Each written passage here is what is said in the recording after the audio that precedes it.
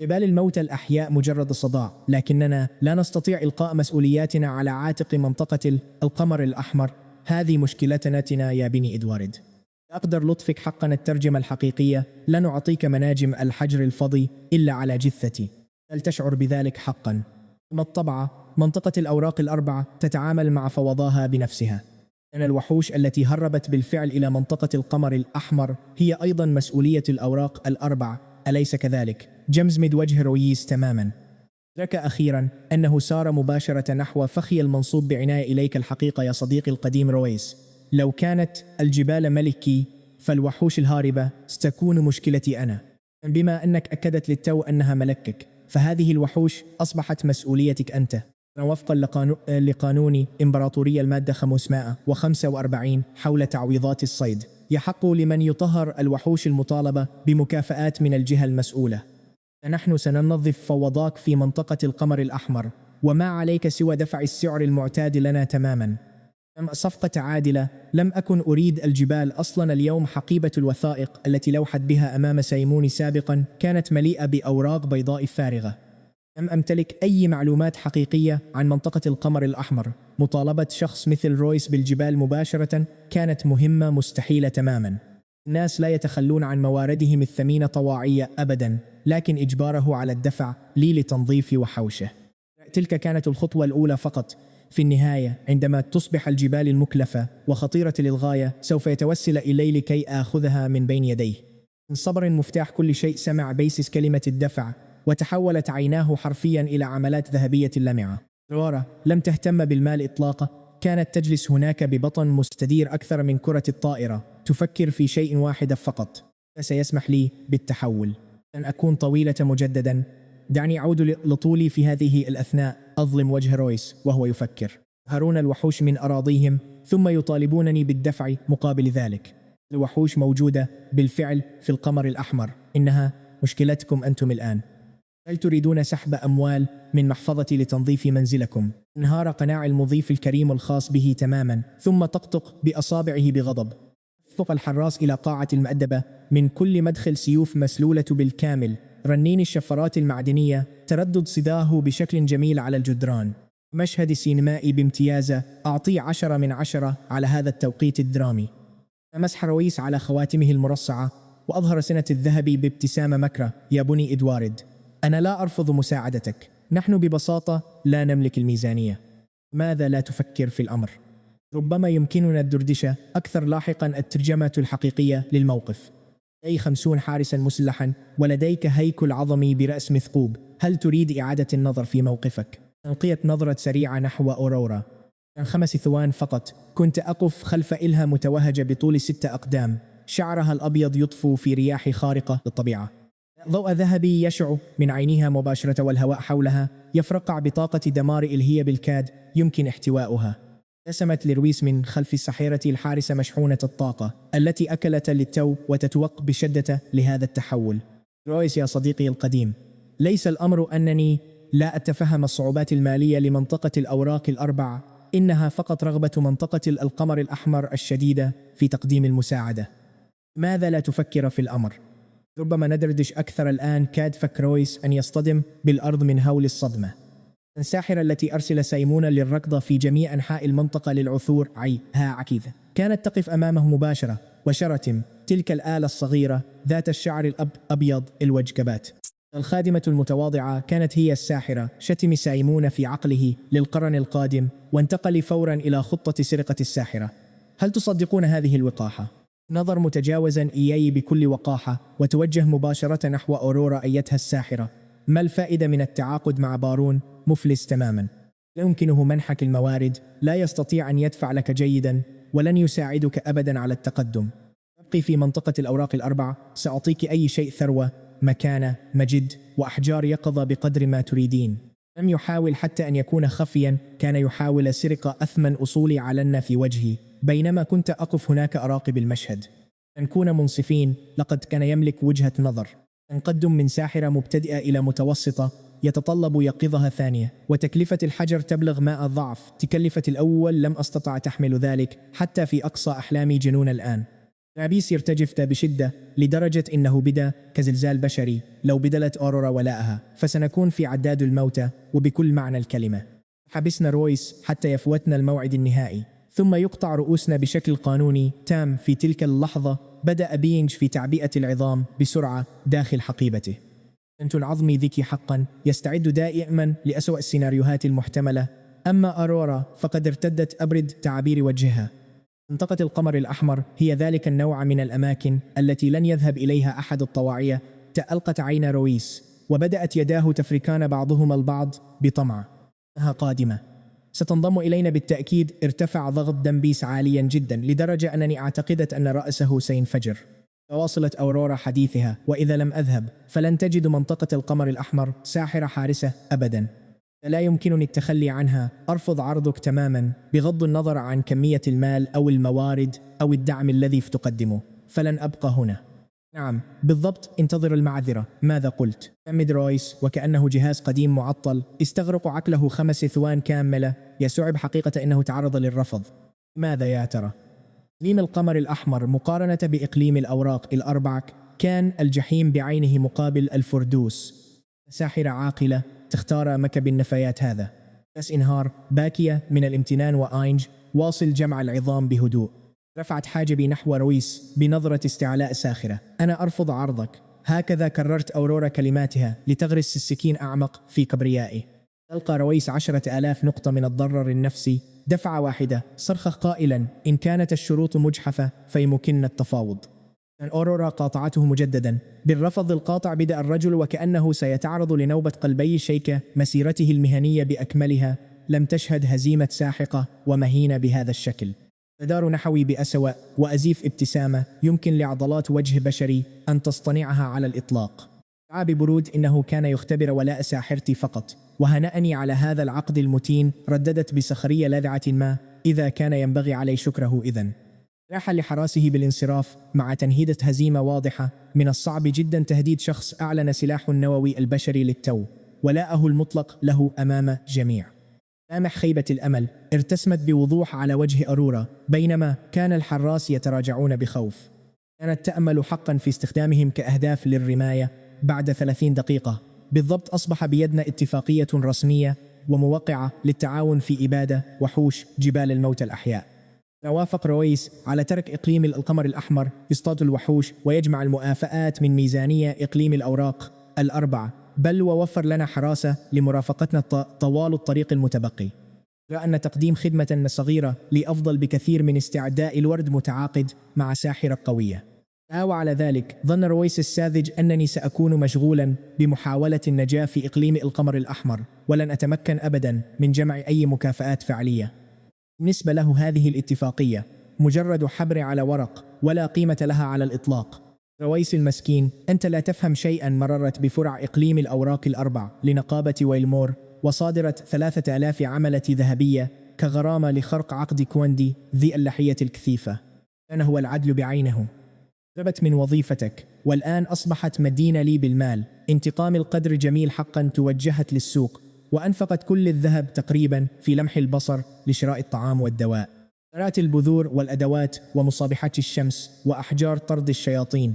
محولا ذلك الذهب إلى إمدادات نجاة استراتيجية. غادرت السوق وفي جيبي 100 عملة ذهبية فقط. المكان الذي سأذهب إليه لن أجد على الأرجح أي شيء لأشتريه هناك بأي حال. من فضل مرافقة فرسان الأوراق الأربع وصلنا إلى إقليم القمر الأحمر في اليوم التالي. هذا المكان اللعين جعل كل الشائعات المرعبة عنه تبدو وكأنها إعلان سياحي مبهج. انسمى هنا مغطاة كليا بضباب رمادي كثيف ومستمر لدرجة أن أشعة الشمس تعجز تماما عن اختراقه. الليل يتدلى قمر أحمر بلون الدم كعين شيطانية عملاقة للقي بضوءة القرمزي المخيف والمريب على كل زاوية. هذا السبب سمي بإقليم القمر الأحمر، ولم يكن ذلك مجرد تلاعب بالكلمات، بل لأن القمر يبدو حرفيا وكأنه ينزف دمه. القرى هنا مجرد أطلال مهجورة، أسقف منهارة وجدران متصدعة ابتلعتها الكروم الكثيفة وعظام بيضاء تتناثر بوحشية بين الركام.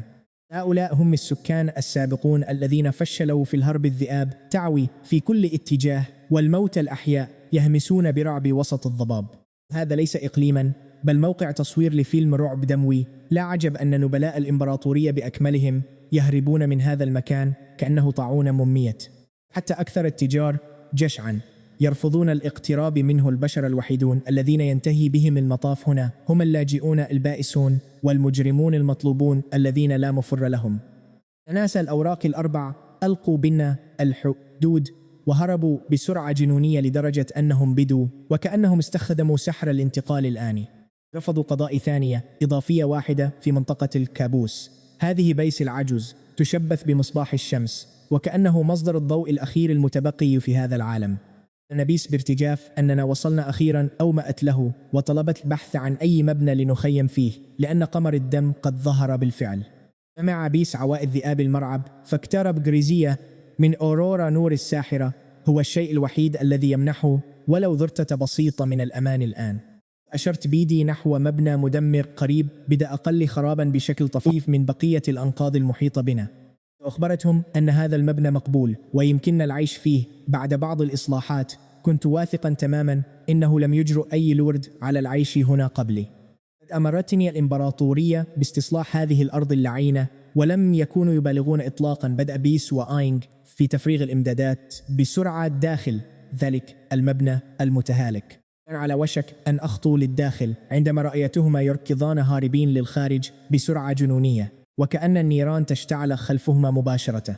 رائد هيلع أكي يطالبني بالركض فورا. لقد أطلق العنان لسرعة مرعبة لم أتخيل يوما أن ساقيه المتهالكتين قادرتان على الوصول إليها. مضت كل 3 خطوات في خطوتين منطلقة من ذلك المبنى كقذيفة مدفعية حية مصنوعة من التهاب المفاصل والندم الخالص. حقيبة عظام آينجي الثمينة تعثرت بشيء ما خلفه لتفجر فجأة. تطايرت العظام في كل مكان كأنها أسوأ كيس هدايا مفخخ في العالم. لاقى آينج نحيبا حزينا للغاية، وتلك كانت في الواقع أول مرة في حياتي أسمعه يصدر فيها أي صوت على الإطلاق. طوال الفترة الماضية ظنته أبكم تماما. اتضح أنه كان بحاجة فقط لمن يدمر مجموعة عظامه المفضلة، ليس تعيد القدرة على الصراخ. أن أتراجع خطوة واحدة، تدفق قطيع من الغيلان من المبنى تماما كالصراصير التي تهرب فجأة عند إضاءة مصابيح المطبخ. لورا استدعت درعها الضوء في اللحظة الحاسمة تماما. أشكر القدر على وجود الساحرة متعاقدة تقف بجانبي ببطن ممتلئ وجاهزة للقتال. ركزوا معي هنا، فهذه الغيلان انتقلت للتو من جبال الموت الأحياء. كانوا يتضورون جوعا بالداخل ثم ظهرنا أمامهم كوجبة جاهزة ومجانية تماما. أنهم لن ينالوا مرادهم أبدا. مهارة الاستبصار الخاصة بي اشتغلت وكشفت لي كل التفاصيل المخفية كالمعتاد. الآن وحوش شائعة هنا، بشرة رمادية كبشري متعفنين وعضلات ضامرة وأسنان حاتة مع مخالب شفرات قادرة على تمزيق اللحم الحي كالورق تماما. معلومات السرية واضحة، بساقهم سام لدرجة تشل حركتك أو تذيبك حية، وهم مناطقيون بشراسة. يهاجمون أي شيء يدخل منطقتهم حتى الوحوش الأخرى. نقطة الضعف المخفية النار، والضوء الساطع يشلهم مؤقتا. معلومة الصادمة أن أضعف منطقة هي المؤخرة مجددا. هل هذا العالم السخيف مهووس بالقتال من الخلف؟ هم أبدا. لست هنا لمناقشة القدر بل للفوز. صرخت فورا أورورا. استخدمي الضوء لتجميدهم. لا أي بينغ، تقدم وأطعنهم من الخلف. أعطيت أوامري دون أي تردد. نقاط الخبرة المجانية كانت تزحف من المبنى مباشرة نحوي، وهذه فرصتي الذهبية. تضيع هذه الفرصة وعدم استغلالها لرفع مستوى بينغ سيكون جريمة حقيقية. نوأت أورورا وشحنت جرم ضوئه، ثم قصفت الغيلان بوميض أسطوري أسطع من كشافة اللاعب. كل غول تجمد مكانه في نفس اللحظة وكأن شخصا ما ضغط على زر الإيقاف المؤقت. دفع بينغ بسيفة وتوجه مباشرة نحو نقطة الضعف التي كشفتها له. طعنة تلو طعنة بلا رحمة. عاد سفاح المؤخرات للعمل بنجاح. كلما حاولت غيلان التعافي تضربهم أورورا بوميض آخر يعيد تجميدهم في منتصف حركتهم تماما.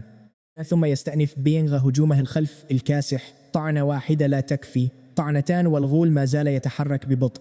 3 طعنات متتالية. صدقوني لقد وجد هذا الرجل شغفه الحقيقي، وشغفه كان محددا وغريبا للغاية. عملا معا كآلة مقززة ومثالية في نفس الوقت. كانت أورورا إلهت السيطرة على الحشود، وبينغ متخصص الهجوم الخلفي المدمر بلا منازع. 3 دقائق معدودة تمت إبادة كل الغيلان. الهيكل العظمي بينغ قتل 15 غولة. رقى محارب العظام من مستوى منخفض لمتوسط مهارة توليد نصل العظم ارتفعت، يمكنه الآن إنبات عظام كأسلحة من ذراعيه. مهارة استحضار الأرواح الأساسية تطورت أيضا، صار يتحكم ب5 هياكل منخفضة المستوى. مقاومة التآكل المظلم زادت ليصبح محصنا تماما ضد التآكل العادي. بينغ يستطيع إنبات سيوف من ذراعيه ويقود الهياكل العظمية الأخرى الآن. عاني الصغير أصبح محاربا حقيقيا، وفي الوقت نفسه لم تحصل أورورا من المعركة سوى على الجوع. نظام ترقيتها مختلف تماما ولا يعتمد على نقاط الخبرة، إنها تحتاج إلى أحجار الصحوة وطقوس معينة للتطور. لكن حاليا يمكن لأورورا واحدة سحق 100 محارب عظام في أعلى مستوياتهم دون أن تتصبب عرقا. إنها لاعبة بمستوى أقصى ترافق مبتدأ في زنزانة تدريب صرخ بيس سيد البارون. عندما كانت عائلة إدوارد حية لم نضطر للعيش هكذا. النوم في أنقاض التعجب الوحوش كان بيس يبكي وإن تحب فعليا. لقاه ما زالت ترتجفان من مواجهة الغيلان، وكرامته غادرت المكان منذ 3 مقاطعات تقريبا بلا عودة. إن هذا المكان جميل جدا في الواقع يا بينغ. أذهب وجند بعض الجيران، فنحن بحاجة للمساعدة بالتنظيف. يانغ بينغ وعاد ب5 أصدقاء هياكل عظمية صغار. إذا كان هناك شيء وفير في مقاطعة القمر الأحمر فهو الهياكل. كانوا بلا أدمغة وبطيئين تماما ولا يستطيعون التفكير بأنفسهم أبدا. يتدربون بلا أجر أساسا، لكنهم يستطيعون تنظيف الأرضيات وحمل الصناديق الثقيلة. لذا لم أشتك أبدا. بدأ طاقم تنظيف الهياكل عمله. خلال ساعتين فقط أصبح لدينا منزل الحقيقي. 3 طوابق و5 غرف نوم و3 غرف معيشة وحمامان قصر صغيرة أصلي. بالتأكيد هناك ثقوب في الجدران والسقف يسرب الماء، لكنها مشكلات أتركها للغد. اشتريت أثاثا من مقاطعة الورقة الرباعية، فأصبح لدينا أرائك وسجاد ولوحات وأسرة وأرفف للكتب ومكاتب وأطباق ومصابيح. الأثرية المعلقة بالسقف كانت لا تزال تحتوي على شموع قديمة أشعلتها، وفجأة أصبح المكان بأكمله يبدو دافئا ومريحا للغاية. انهارت أورورا على الأريكة وابتسمت بتعب شديد. لقد ساعدته في تنظيف كل غرفة، بل وتسلقت السقف لسد الثقوب بنفسها. هذا منزلها الآن، وقد استحقت ذلك بجدارة. سألتني إن كان هذا سيصبح منزلنا، فأجبت أنه قصر اللودد المستقبلي، ويمكننا دائما توسيعه أكثر فأكثر. من خلال النوافذ الزجاجية الكبيرة رأينا ساحة مليئة بأعشاب ضارة أطول من هيئة أورورا الصغيرة جدا. كانت بحاجة للقص حقا، لكنها ستظل مشكلة الغد. أيضا ذهبت لمكتبي الجديد وسحبت وثيقة التعيين الخاصة بي، ثم عضت إصبعي بقوة وقطرت الدم عليها. توهجت الورقة باللون الذهبي واختفت تماما. انتهى الأمر، أصبح رسميا. أصبحت الآن قانونيا وسحرية لورد مقاطعة القمر الأحمر. هل تشعرون بهذا الارتياح معي؟ راقت أطول زفيرة في حياتي كلها، بل في كلة حياتي. لا مزيد من المواعيد النهائية القاتلة، لا مزيد من تهديدات الإعدام أو الهرب. أملك مقاطعة أخيرا، مقاطعة فظيعة تعجب الوحوش وتغطيها الضباب ويعصف بها طاعون المستذئبين. إنها ملكي أنا. غدا سأتفقد الجدران وأبحث عن أي قرويين ناجين لأعرف عدد الأشخاص الذين أمتلكهم فعليا في هذا المكان. البعض وحوش الجبل الموت الأحياء سيتم استخدامهم لرفع مستوى بينغ. بعضهم سأقايضهم مع مقاطعة الورقة الرباعية مقابل المال السريع، ويجب أن أبحث عن موارد أي شيء لبدء بناء ثروة في هذه الأرض القاحلة. قشعريرة باردة سرت في جسدي، ليس من الضباب بالخارج، بل من بقية الشمعة الصغيرة القابعة في جيبي. أنا تمبتر واحد فقط، هذا كل ما تبقى من شمعة التسريع الخاصة بي، أداة التدريب الأسطورية للفارس رولاند. راورا وبينغ يملكان مساراتهما الخاصة نحو القوة. أوراورا لديها نظام صحوة الساحرات السري، وبينغ يعتمد على طحن القتل والتطور. أما أنا فما زلت مجرد مراهق نحيل بالكاد تدرب، ولا أستطيع هزيمة غول واحد في قتال عادل. غلقت الباب بإحكام وأشعلت الشعاع، ومضت الشعلة قليلا وفي توهجها الدافئ تجسد الوجه الصارم للفارس الأسطوري رولاند أمامي مباشرة في الهواء. النظر إلي مباشرة بنفس الطريقة التي يرمق بها المعلم طالبا غبية دخل قاعة الامتحان النهائي دون أن يحضر حتى قلما. فهو حلمك الأكبر. الفارس الأسطوري رولاند من ضوء الشمعة، وعقد يديه خلف ظهره محدقة بكرقيب تدريب، يقيم مجندا مستجدا ظهر أمامه وهو يرتدي سرواله بالمقلوب. أنا سألني مجددا ما هو حلمك؟ أنا يطرح هذا السؤال في كل مرة، وإليكم السر الذي اكتشفته بفضل قدرتي. هذا السؤال فخ ممية فقط أنطق بكلمات مثل السلطة أو المال أو النساء أو الشهرة. فسوف يستدير رولاند بهدوء ويعود أدراجه إلى داخل الشمعة لتخرج أنت خالي الوفاض. حينها تتحول الشمعة إلى أداة تسريع عادية خالية تمام من أي توجيه. لكن جرب أن تقول: أريد أن أصبح فارسا عظيما مثلك، وهنا تحدث المعجزة. أما عيناه ويتبناك فورا كخليفة روحي له، ثم يعلمك كل تقنية يعرفها. ربما لهذا السبب لم يكتشف أحد قبلي أن الشمعة تأتي مع معلم أسطوري مجاني. كل من اشتراها سابقا تمنى على الأرجح الحصول على الذهب أو قلعة ضخمة. تجاهلهم هذا الرجل الميت تماما. طلبته بثقة: أريد أن أصبح فارسا عظيما مثلك يا معلمي رولاند. لتلتمع عين رولاند فورا. مرأسي برضا شديد وقال: إن هذا جيد جدا، فالفارس يجب أن يصادق سيفه. ثم طلب مني تحديد مستواي الحالي ليتمكن من توجيهي بشكل صحيح. أمرته أنني ربما في مستوى فارس متدرب، لكنني بصراحة لم أكن متأكدا أبدا. نظرة الغش الخاصة بتكشف لي بيانات كل شيء، الأشخاص والأشياء والوحوش وحتى الصخور العشوائية، لكنها ترفض تماما عرض إحصائيات الشخصية. الأمر يشبه هاتفا يمكنه تصوير كل شيء في العالم باستثناء نفسه.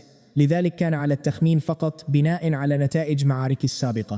في الوقت الحالي لم أستطع حتى هزيمة آبينغ، مما يضعني في مكانة أفضل قليلا من أي شخص عادي، لكنها تظل مثيرة للشفقة. عبس رولاند محذرا من الطريق الطويل أمامي أجبته بطاعة: نعم يا معلمي، لأمرني فورا بالتركيز على الأساسيات والقبضة والوقفة وحركة الأقدام. أن مني بناء ذاكرتي العضلية وتنسيق حركة يدي وعيني وجسدي، وتدريب قوتي لزيادة سرعة سيفي وقوة ضرباتي.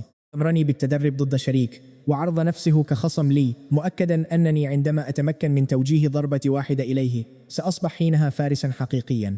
فسحبت سيفي ولوحت به نحوه بكل قوتي، لكنني لم أسدد أي ضربة، ليس في ذلك اليوم ولا في اليوم التالي ولا في أي يوم من ذلك الأسبوع.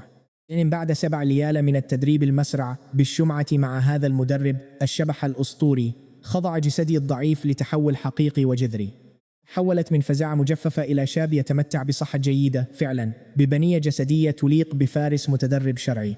أن أصبحت أمتلك عضلات واضحة، وبات بإمكاني الركض دون أن تنقطع أنفاسي، شيء ثوري حقا. ثم احترقت الشمعة وانطفأت تماما.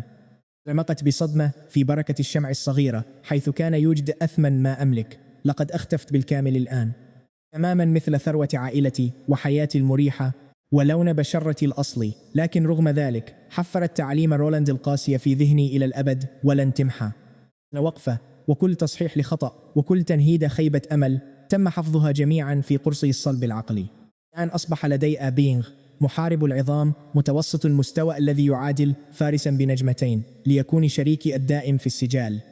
دال معلم شبح أسطوري بدمية تدريب هيكلية. إنه أسوأ تراجع في التاريخ، أليس كذلك؟ لكنه مجاني على الأقل بعد استحمامي. جلست لتناول العشاء برفقة أورورا مايس بجوار الحائط كأي يبير خدم محترف، رافضا الانضمام إلينا. فقلت له: بيس، لقد عملت بجد اليوم. جلس وتناول الطعام معنا، وما تلا ذلك كان الخطاب الأكثر عاطفية الذي سمعته في حياتي حول رفض تناول العشاء. حين ناداني سيدي البارون: أنا خادما يأكل على نفس طاولة سيدة، هذا من شأني أن يدمر سمعتك النبيلة بالكامل. يسخر منك الأرستقراطيون الآخرون، لابد أنك مصدوم جدا أوه أيها البارون المسكين. ربما تكون عائلة إدوارد قد ولت، لكنك لا تزال أحد نبلاء هذا العالم. يجب أن تحافظ على كرامتك. إذا طلبت مني الجلوس على هذه الطاولة مرة أخرى فسأكون قد خنت واجبي تجاه الإيرول الراحل. حتى في الموت استبخني روحه، ولن تعرف روحي السلام أبدا أمام هذا العناد. رفعت راية الاستسلام. مبادئ المساواة الحديثة لا تضاهي كبرياء كبير خدما من العصور الوسطى. في هذه الأثناء انكمشت أورورا لحجمها الصغير. اتضح أن كل مرة تقاتل فيها تستنزف طاقتها بالكامل وتفرغ من الهواء مثل البالون. كانت غاضبة جدا من هذا الأمر المزعج. مات تفرغ كل هذا الغضب العارم في شريحة اللحم خاصتها. تم تشريح قطعة اللحم المسكينة تلك إلى ما يقرب من 47 قطعة. بصراحة لم تستحق هذا العذاب.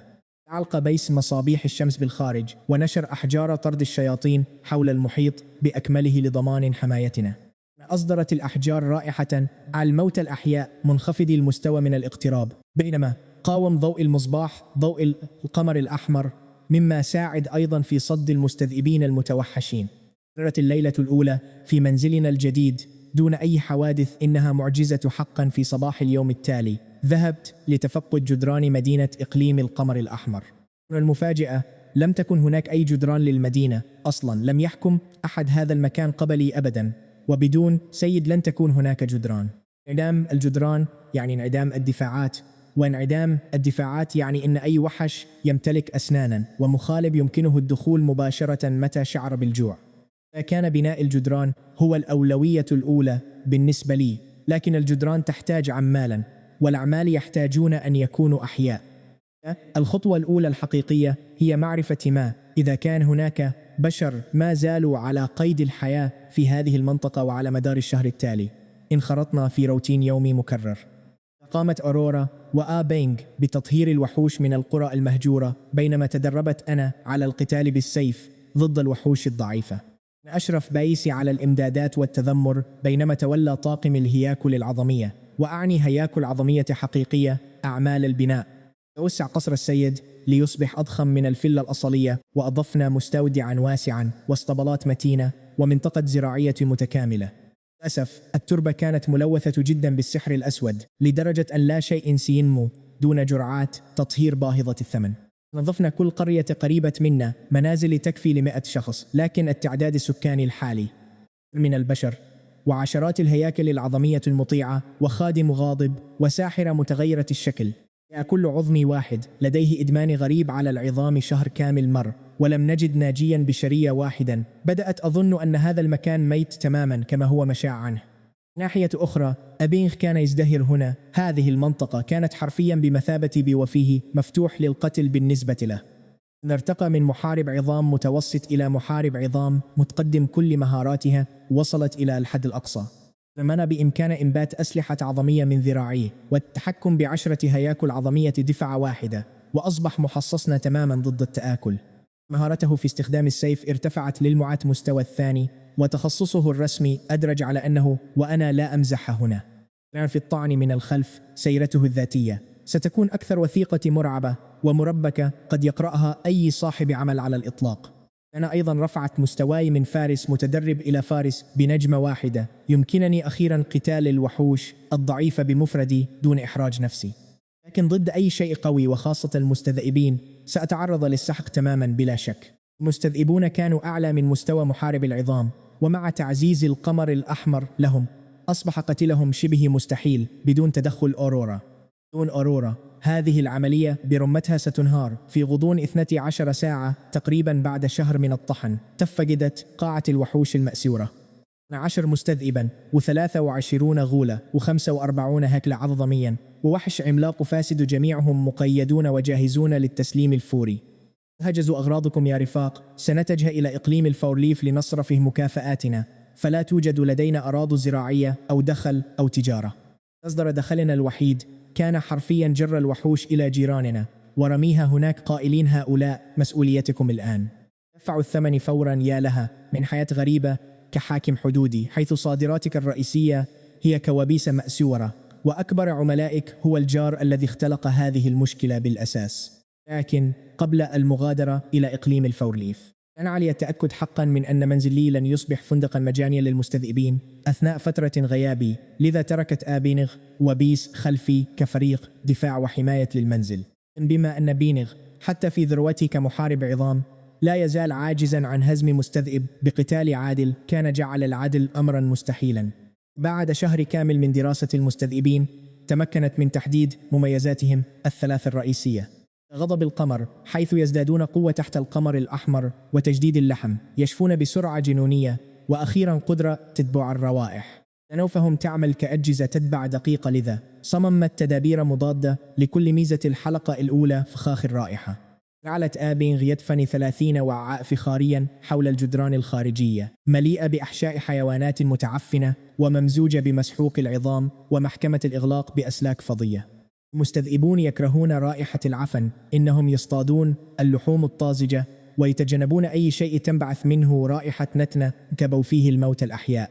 هذا سيربك أنوفهم ويجعلهم يظنون أن قصرنا مجرد وكر وحوش مقرف آخر لا يستحق الهجوم. الحلقة الثانية: حقل ألغام الأشواك العظمية.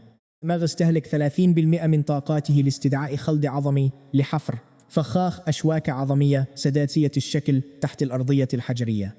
على حسابات وزن المستذئبين، أي ذئب يقفز إلى الساحة سيهبط مباشرة على عصا عظمية حادة تخترق جسده. سادة ترحيب مباشرة من الجحيم. الحلقة الثالثة: دورية الأشباح.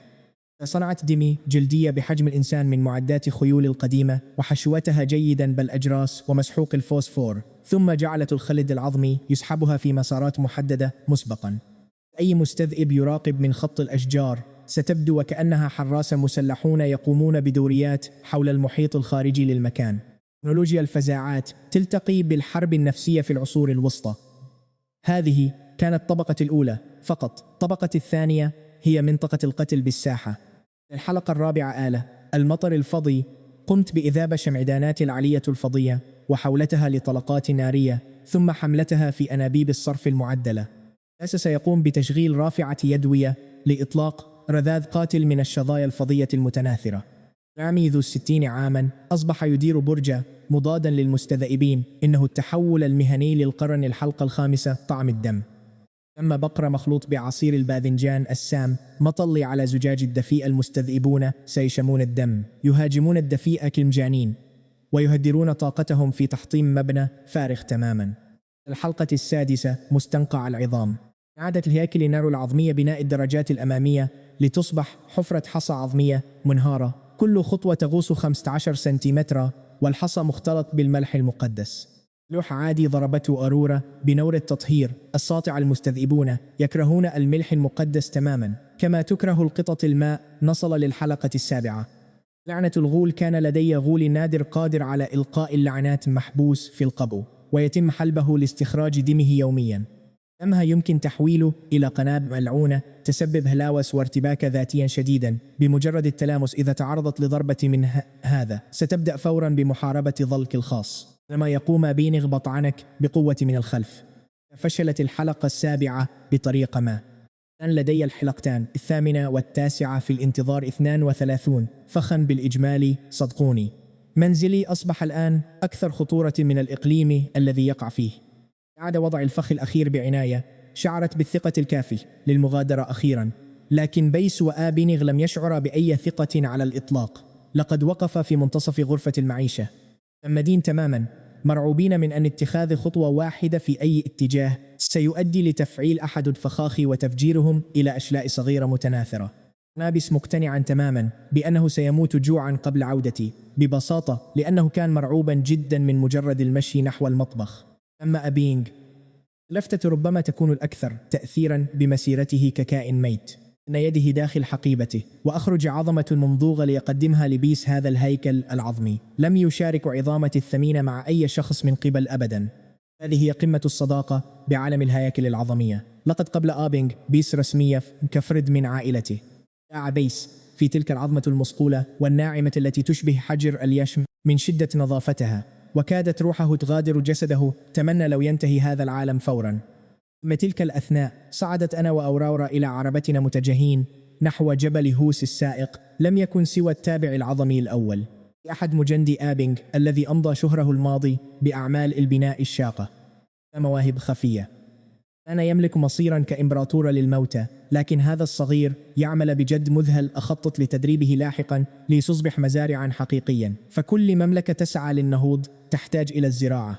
سألتني أورورا بلفة عن المدة التي سنقضيها داخل إقليم فورليف، وكان جسدها يرتجف حرفيا من شدة حماسها.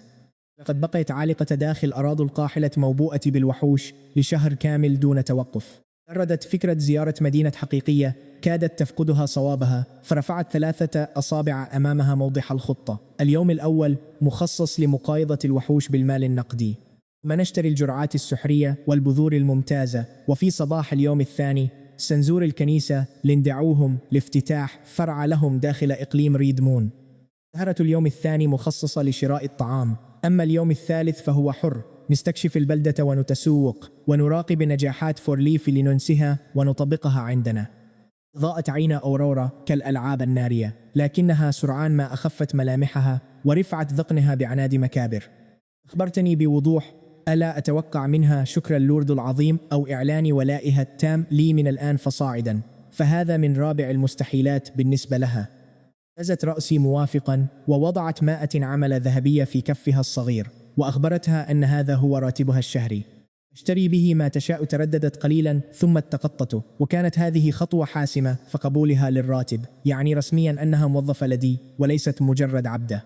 الفارق المعنوي كان يهمها أكثر من المبلغ نفسه، وللأمانة تقديم 100 عملة ذهبية فقط لساحرة يعتبر مبلغا مهينة للغاية. معظم الساحرات لن يكلفن أنفسهن عناء النهوض من السرير بأقل من 10 أضعاف هذا الرقم.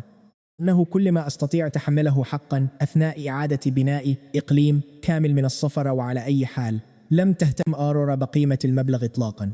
ما ترغب به حقا هو الاحترام والحرية والأمان، وشخص لا ينبش في ماضيها أو يجبرها على أفعال تمقتها بشدة. هذا بالضبط ما وفرته لها منذ يومنا الأول. كنت أترك لها دائما أفضل طعام على المائدة، ولم أعاملها يوما كقطعة ممتلكات، وساعدتها في إيقاظ قوة لم تتخيل يوما امتلاكها. ولهذا السبب أصبحت تستيقظ كل صباح في هذه الأيام بحماس متقد. تتساءل عن الوحوش التي سنصطادها اليوم وعن غدائنا اللذيذ. إنها أسئلة بسيطة تجلب سعادة حقيقية وداعا لخجلها المستمرة من أصولها غير الشرعية.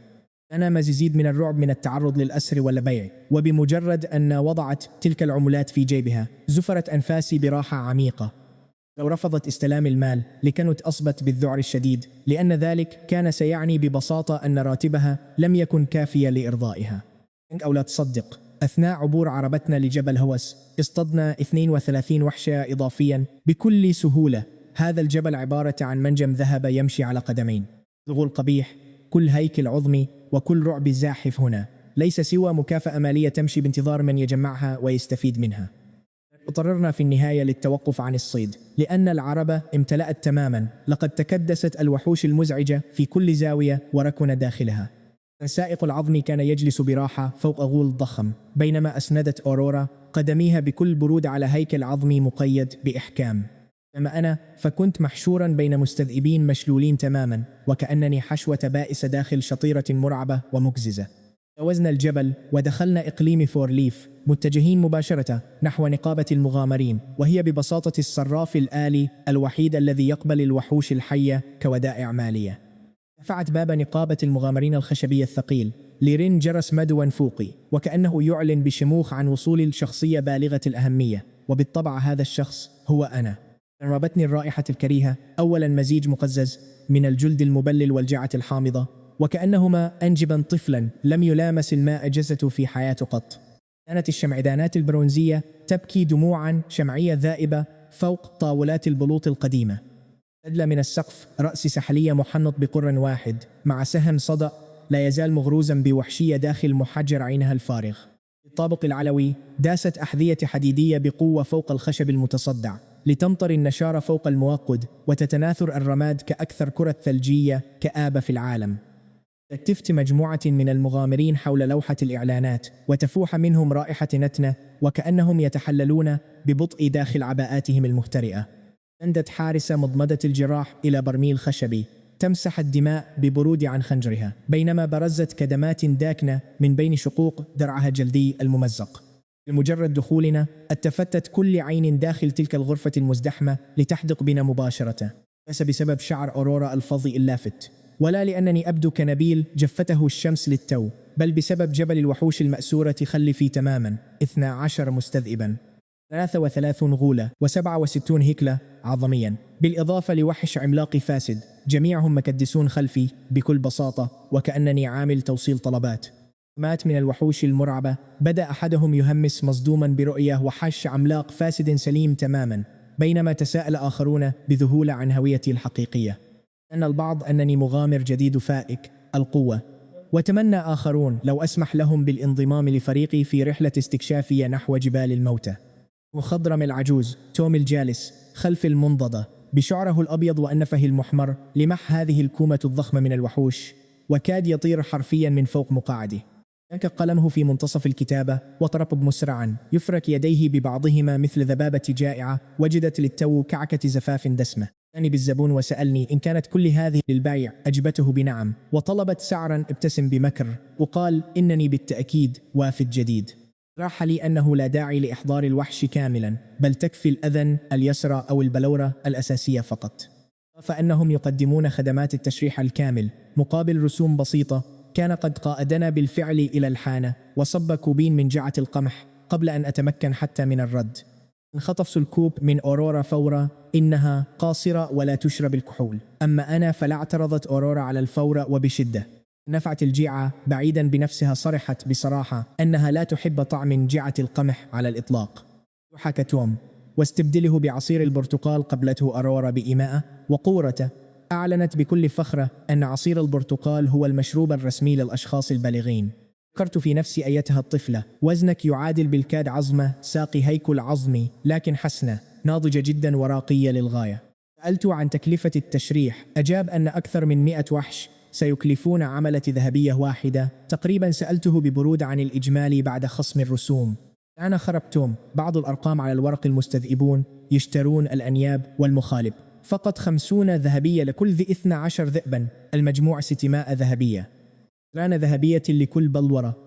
33 غالة ب33 ذهبية. الهياكل العظمية بنفس السعر 67 هيكلة ب67 ذهبية. الوحش العملاق الفاسد يتراوح بين 2000 و10,000 حسب الجودة. زعم أن وحشي متوسط الجودة لذا سيعطيني 4000 ذهبية. مالي هو 4700 ذهبية وبعد خدمة معالجة الضرائب سأخرج ب2350 ذهبية فقط. أنا اشتعلت قدرة الغش الخاصة بفورة توم روس مثمن خبير ولأنني وافد جديد تعمد تخفيض السعر ليخدعني بكل وقاحة. ذلك الوحش العملاق الفاسد يساوي 6000 الذهبية على الأقل. هذا الثعلب العجوز كان يحاول سرقة ثلث المبلغ تقريبا لتجرد أنني أبدو ساذجا أمامه. هذا العالم الخيالي يبدو أن عمليات النصب تتجاوز حدود الزمان والمكان تماما. بدت أورورا وأخبرتها بوجود الضرائب هنا. اقترحت الذهاب إلى جمعية الخيمياء الملكية المجاورة بدلا من ذلك. لم تفهم أورورا أي شيء عن أمور التجارة. اكتفت بالإيماء بطاعة ووضعت كأس عصيرها الفارغ يالها من جندية مطيعة حقا. أمسك توم بكمي قبل أن أخطو خطوتين. طلب مني التريث لنتحدث. فجأة تدخلت حارسة الغابات الجالسة عند الحانة في الحوار. سألت توم إن كان يتنمر على وافد جديد وأكدت أن ذلك الوحش العملاق الفاسد يساوي 5000 ذهبية. أضافت أن هذه المخلوقات يصعب جدا اصطيادها. فرك توم عينيه بتمثيلية درامية مبالغ فيها وادعى أن عينيه العجوزتين قد أخطأت التقدير أنها محقة والسعر 5000. غمزت الحارسة لتوم بخبث. كان واضحا إنهما يمثلان مسرحية مشتركة تلعب دور المنقذ من السعر المتدني. وتوم يصحح خطأه بسعر لا يزال منخفضا ومن المؤكد أنها ستحصل على عمولتها لاحقا. تظاهر الجميع في النقابة بأنهم لا يرون شيئا مما أكد لي أن هذه الخدعة تعمل بانتظام تام لاصطياد المغفلين الجدد. ركت جسر أنفي بملل وبما أن لا أحد هنا يعرف قيمة هذه الأشياء قررت أخذ كل شيء إلى جمعية الخيمياء الذهبية. لقد سمعت شخصيا أنهم لا يفرضون أي ضرائب. ابتسمت الحارسة واقتربت أكثر مستندة على الحانة بطريقة استعرضت بها مفاتنها كأنها تنشر سلاحا للدمار الشامل وتشتيت الانتباه. أتني بالأخ الصغير وأخبرتني أن جمعية الخيمياء الذهبية قد لا تفرض ضرائب لكن أسعارهم أقل بكثير. لن أحصل حتى على 1000 ذهبية هناك. الجميع يعلم أن نقابة المغامرين وحدها تقدم أسعارا عادلة. اختتلست أورورا النظر إلى تضاريس الحارسة ثم نظرت بأسى إلى تضاريسها المسطحة تماما. حتى في وضع التحول الخاص بها لا يمكنها منافسة تلك الجبال الشاهقة. قلت ببرود تام إنني سأذهب إذن إلى السوق السوداء. واستدرت للمغادرة. اندفع توم مسرعا استسلم وطلب مني تحديد سعري الخاص للمستذئبين الغيلان والهياكل. أمرت أنني سأقبل أرقامه الأصلية لكن الوحش العملاق الفاسد 7000 ذهبية ليس أقل بعملة واحدة. 7000 عملة ذهبية كاملة. حد بي توم العجوز وكأنني أخرجت للتو أرنب من قبعة سحرية هذا الفتى الذي لم يعرف حتى قاعدة إحضار الآذان فقط. تمكني بطريقة ما من تحديد القيمة الدقيقة للوحش العملاق الفاسد. كان دماغه يحترق من الصدمة. قالت أورورا كمي بقلق من أنني رفعت السعر كثيرا، مسحت على شعرها وأعطيتها نظرة ثقة تامة. القاعدة الأولى للمساومة هنا: هل تريدون معرفة السر؟ دائما بسعر مرتفع ليشعر الطرف الآخر بالانتصار عندما تتراجع قليلا. هذا هو الفن الحقيقي للمفاوضات.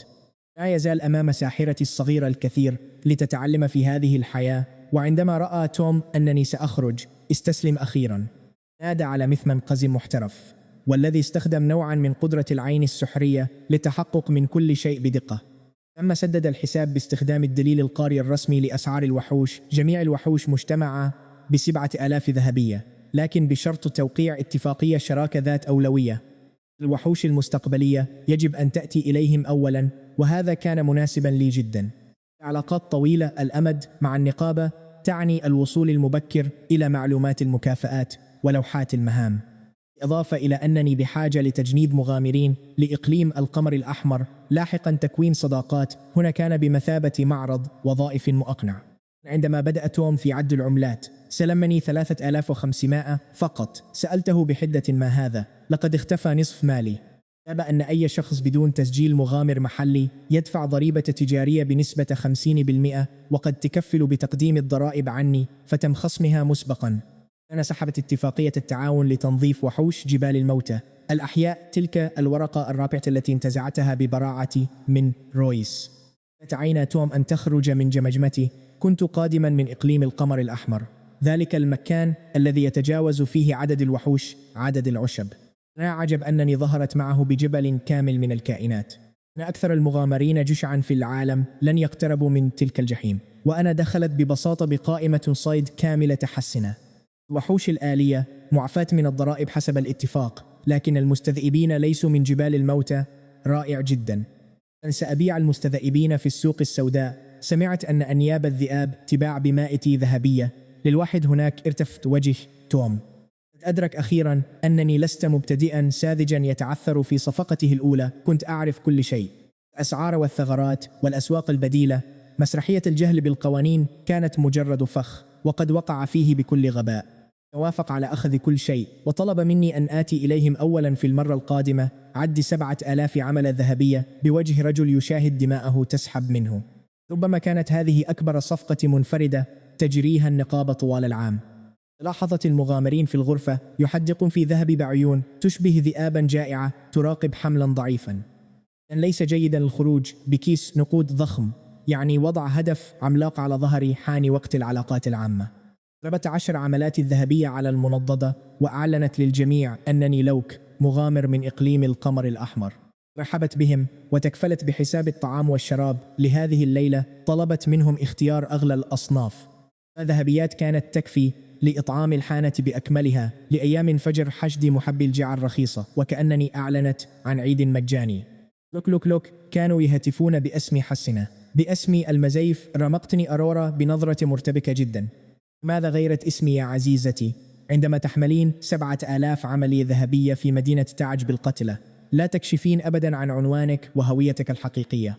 أني لوك يعني أن أي شخص يبحث عن الانتقام سيكون كمن يطارد شبحا لا وجود له. اختلطت بالمغامرين وشربت بضع جولات جعة القمح، طعمها يشبه الندم المخفف بالماء بالمناسبة. لا تقارن أبدا بالشراب الحقيقي. وتسلت خارج النقابة مع أورورا، وهنا بالضبط. ركزوا معي. لاحظت تلك الظلال التي تتبعنا. طبعا تظهر بجبل من الوحوش وتغادر بجبل من الذهب. فجأة يصبح الجميع أعز أصدقائك أو قتلتك المستقبليين. لا يوجد حل وسط خلفنا. تمكنت من سماع همساتهم الفاشلة. كان أحدهم لزعيمه: إن من يصطاد هذا العدد من الوحوش يجب أن يكون فارسا ب3 أو 4 نجوم. أنا إن كانوا متأكدين. فأجابه الزعيم بثقة أنه اختبر أثناء الشرب، وأنني مجرد فارس بنجمة واحدة. يستحيل أنني اصطدتهم وحدي. اعتبرني مجرد عامل توصيل لفريق كامل خلفي ليرد التابع متسائلا: أليس من الأفضل تركي وشأني إذن؟ أذهب الغبي. هذا بالضبط سبب هجومهم. بيقتلونني أنا والفتاة، يسرقون الذهب، ولن يعرف أحد شيئا. طريقي ربما يكون في إقليم القمر الأحمر على بعد أميال. اقتنع التابع فورا. عباقرة إجرام بكل تأكيد.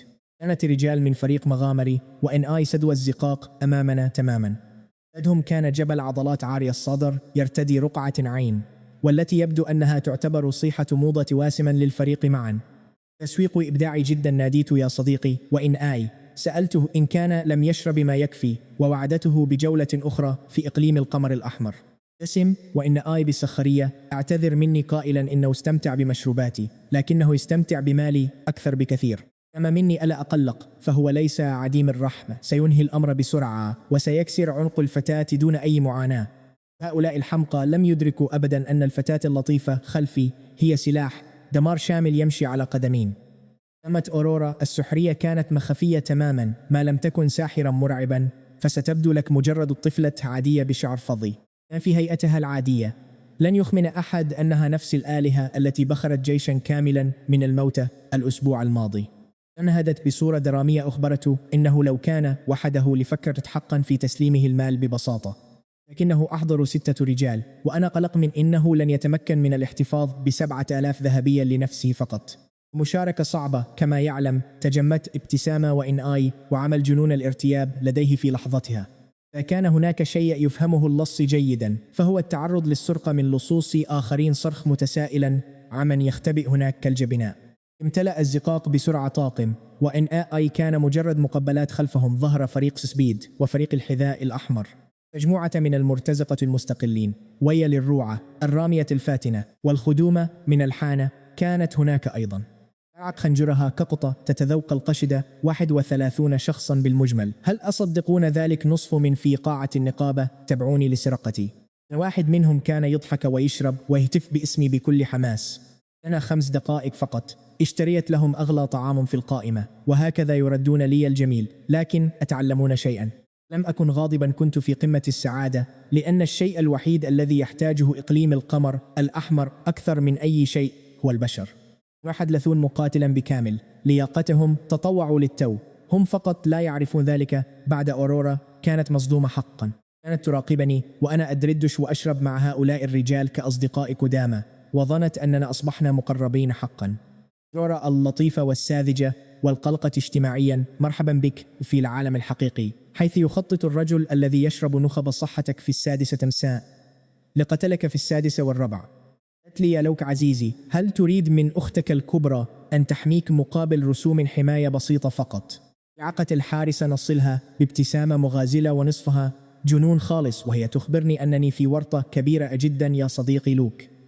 عرض الفريق البستوني المساعدة. ابتسم قائدهم بوجه يقول بوضوح إن مساعدتهم تعني مساعدة أنفسهم في نهب محفظتي الثمينة. أن هذا القائد الماكر يفتقد يده اليسرى بسبب عضة مستذئب تعرض لها قبل سنوات طويلة، واستبدلها بخطاف حديدي مرعب. كان أسلوب قراصنة بامتياز صرخ الأعور متسائلا: إن كنت أظنني سآكل هذا وحدي، لأن صاحب الحذاء الأحمر لن يسمح بذلك. نستعرض قائدهم حذاءة الأحمر اللامع أمامي، وكأن ذلك التصرف السخيف سيرهب أي شخص في المكان. عندها أجريت تقييما سريعا للوضع. كانت فرسان من فئة 3 نجوم و11 من فئة 2 نجمتين، والبقية متدربون في هذا العالم. يعتبر طريق الفارس وسيلة الفقراء لاكتساب القوة. كان حاجة لموارد سحرية باهظة فقط. درب جسدك حتى ينهار، ثم تدرب بقوة أكبر. لذلك كان معظم المغامرين ففرسانة. تطلب السحرة جبالا من الذهب لا تحلم العائلات العادية بتوفيرها أبدا، لذا كانت 3 نجوم هي الحد الأقصى للعامة. مهر في شجار حانة، لكنه لا يعني شيء أمام ساحرة. تحتاج لفارس ب6 نجوم على الأقل لتتحدى ساحرة مبتدئة فقط، وفرسان 6 نجوم هم قادة عسكريون. نمون الذي اعتبر نفسه أقوى رجل في مقاطعة الورقات ال4 كان ب5 نجوم فقط. هؤلاء 31 شخصا مجرد جمبري يحاول قتال حوت. سألت أورورا إن كانت قد أكلت جيدا. أومأت وشدت قبضتيها الصغيرتين، ثم بدأ تحول الفتاة السحرية. انطلقي بعد 5 دقائق فقط. امتلأ الزقاق المظلم بالصوت الجميل لرجال بالغين يبكون بحرقة شديدة. المغامر كان جاثيا على ركبتيه يمسك عينيه ويبكي ويتوسل العفو من الإلهة المتوهجة التي ضربتهم للتو بوميض أصابهم بالعمى مؤقت. وصرخوا متوسلين الساحرة لكي تسامحهم، وأقسم أنهم لو عرفوا هويتها لما فكروا أبدا في المساس بنا. معتذرين وعدوا بألا يكرروا فعلتهم أبدا. يا سيدي لوك، وطالبوا بالرحمة والمغفرة. كان الأعور يصرخ بأعلى صوته لأنه بدأ هذا اليوم بعين واحدة تعمل، والآن لم يتبقى له أي عين. لا عينيه عمية تماما بسبب هجوم أورورا الضوئي. لا تقلقوا، فالعمى مؤقت، أحتاج إلى عمال وليس إلى زينة. سألتهم إن كانوا يريدون العيش. أومأوا مثل كتاكت تنقر الأرز. كان هذا أسرع وأكثر إيماء حماسي رأيته في حياتي. تعالوا للعمل لدي في مقاطعة القمر الأحمر. شح بكل وجه كأنه ورقة بيضاء. مقاطعة القمر الأحمر. الكلاب لن تذهب إلى هناك. احتوى المكان على مستذئبين قبل اندفاع الوحوش، والآن أصبح يمثل الحديقة الخلفية للشيطان. رفضوا فورا. الموت هنا. الأفعال لها عواقب. قمت بإشارة واضحة لقطع الحنجرة بيدي. صنعت أورورا بلطف جرما ضوئيا ساطعا في كفها، وكأنها تجهز التعويذة قاتلة تحمل أسماءهم جميعا. صرخوا وهم ينتحبون بشدة، مؤكدين أنهم سيذهبون وأنهم يتطوعون بأنفسهم للقيام بهذه المهمة. واحد منهم 31 محاربا بلغ يبكون في زقاء قذر، لأن مراهقا وفتاته السحرية منحوهم إنذارا أخيرا للاختيار بين الموت الآن أو الموت لاحقا. اختاروا الموت لاحقا. خيار ذكي بصراحة. أمرتهم بتوقيع هذه الأوراق وسحبت كومان عقود الاستعباد. توقف البكاء فجأة. حدق كل مغامر في الوثائق المعدة مسبقا برعب بدأ يتضح على وجوههم. تساءلوا بصدمة إن كنت جهزتها قبل القتال، قبل الكمين، وقبل حدوث أي شيء. فكرت أن أفضل الصيادين يتنكرون دائما كفرائس. أنا قد خططت لكل هذا منذ اللحظة الأولى التي دخلت فيها إلى تلك النقابة.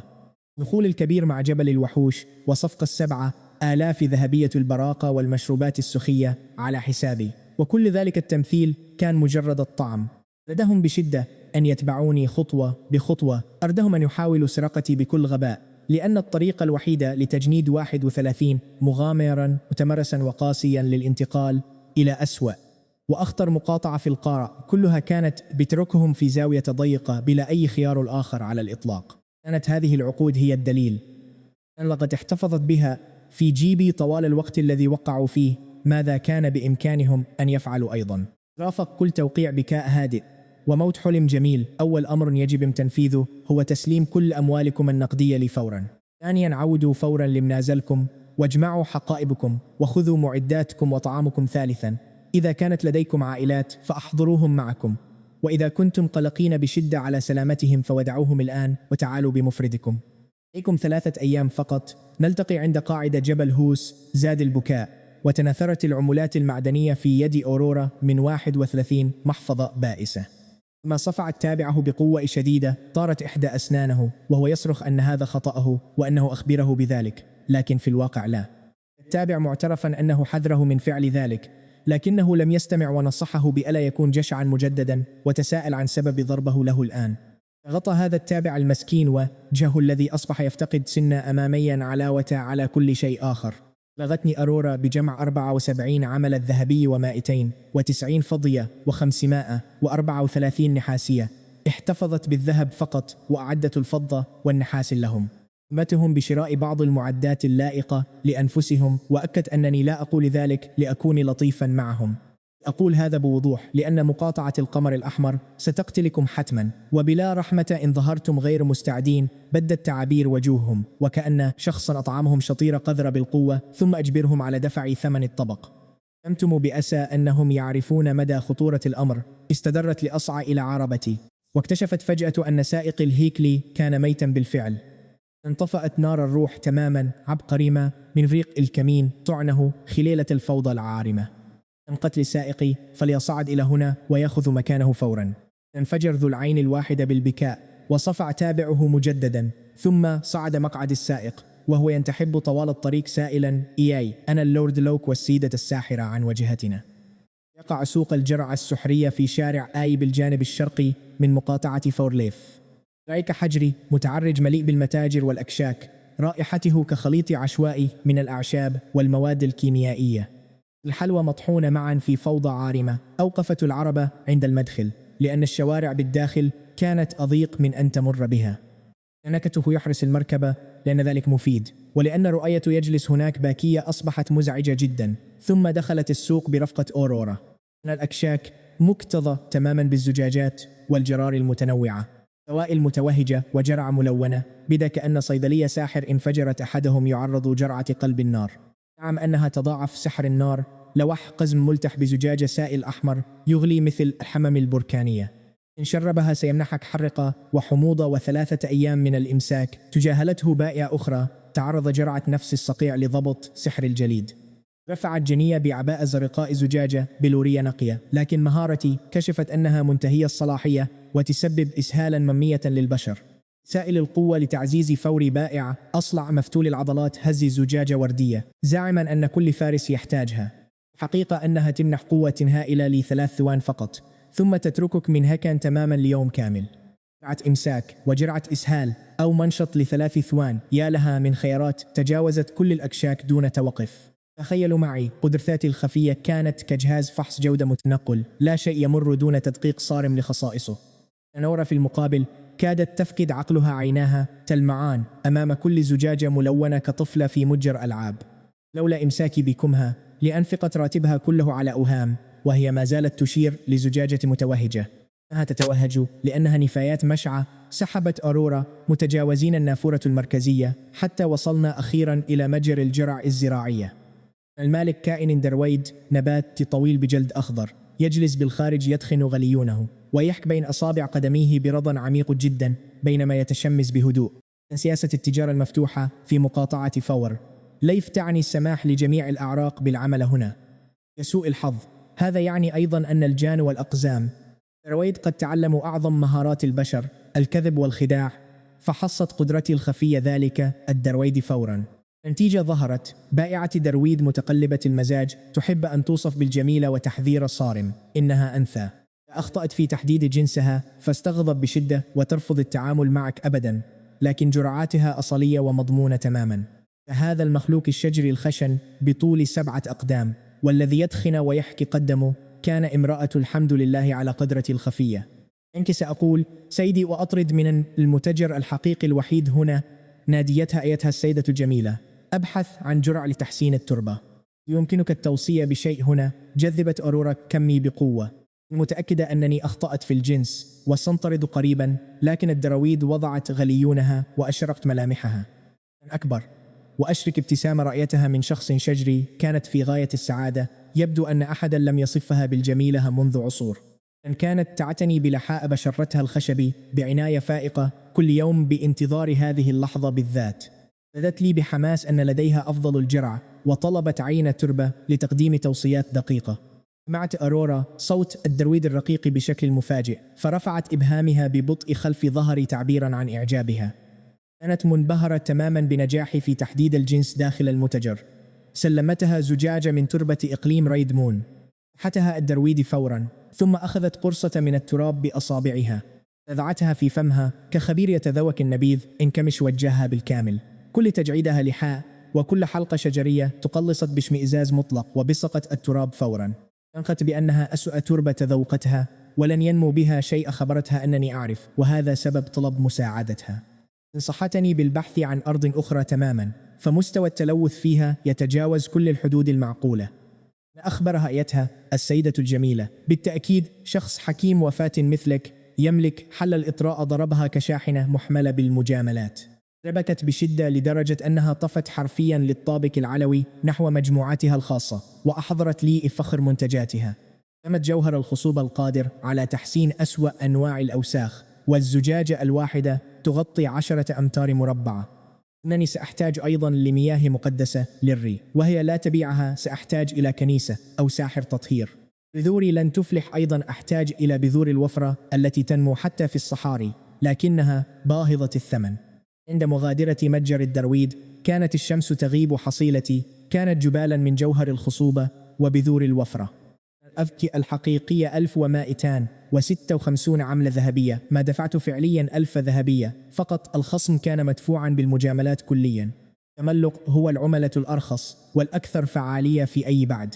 كانت عرضت التوصيل المجاني حتى ذكرت أن العنوان يقع في إقليم القمر الأحمر. حينها تذكرت فجأة أن لديها موعدا جراميا عاجلا، موعد مهم جدا يمنعها من القيام بالرحلة. قام مساعدوها بتحميل كل شيء على عربتي وانتهى الأمر. ألومها أبدا، لا أحد يوصل البضائع إلى أرض المستذئبين ولا حتى شركة أمازون قد تفعل ذلك. مغادرة السوق. اقترح ذو العين الواحدة الذي أصبح مفيدا لمرة واحدة أن نقيم في نزل الخوخ الأحمر المالكي، كانت حبيبته، لذا حصلنا على غرفه مجانية، عشاء مجاني وحصص سخية من الأسماك واللحوم، نبيذ الفواكه، أشياء مجانية من رجل أمتلك عقد عبوديته، ومن حبيبة تريد على الأرجح سرقة هذا العقد واستعادته. لا شيء يثير الريبة على الإطلاق. طلبت من أورا أن ترتاح جيدا لأنها سنتوجه إلى الكنيسة في الغد، لكن عندما دخلت غرفتها المخصصة وجدتني مستلقيا بكل هدوء على سريرها. أني لماذا لست في غرفتي؟ فأجبتها بأنني بدلت بيننا لأن تلك الغرفة تتمتع بإضاءة فضل وهذا مناسب لها أكثر. أنت نظراتها وبدأت تتأثر عاطفيا، لم يهتم بها أحد بهذا القدر من قبل، وأيضا هذا هو نزل الحبيبة ذي العين الواحدة. بالتأكيد ستتسلل إلى غرفتي الليلة لسرقة عقد عبودية ذي العين الواحدة، لذا ستنامين أنت هناك. أنا سأنام هنا لأن هذا أكثر أمانا. لحظتها العاطفية تحطمت واحترقت مثل طائرة ورقية وسط إعصار مدمر. تسمعوني جيدا، لا يوجد شيء اسمه وجبة مجانية. ذلك نبيذ الفواكه اللذيذ الذي قدموه لنا كان ممزوجا بجرعة نوم عالية الجودة. شربته ثم ذهبت فورا إلى الحمام ودفعت أصابعي في حلقي لأتقيأ. نج كل شيء وتجاوزنا الأزمة. رورا لا تشرب الكحوليات، لذا فقد تجنبت هذا الفخ تلقائيا. ثغر السن له مزاياه بالتأكيد. خطتي ذي العين الواحدة كانت بسيطة جدا تخديري، وتسلل حبيبته لسرقة عقد العبودية وتجنب الذهاب لإقليم القمر الأحمر.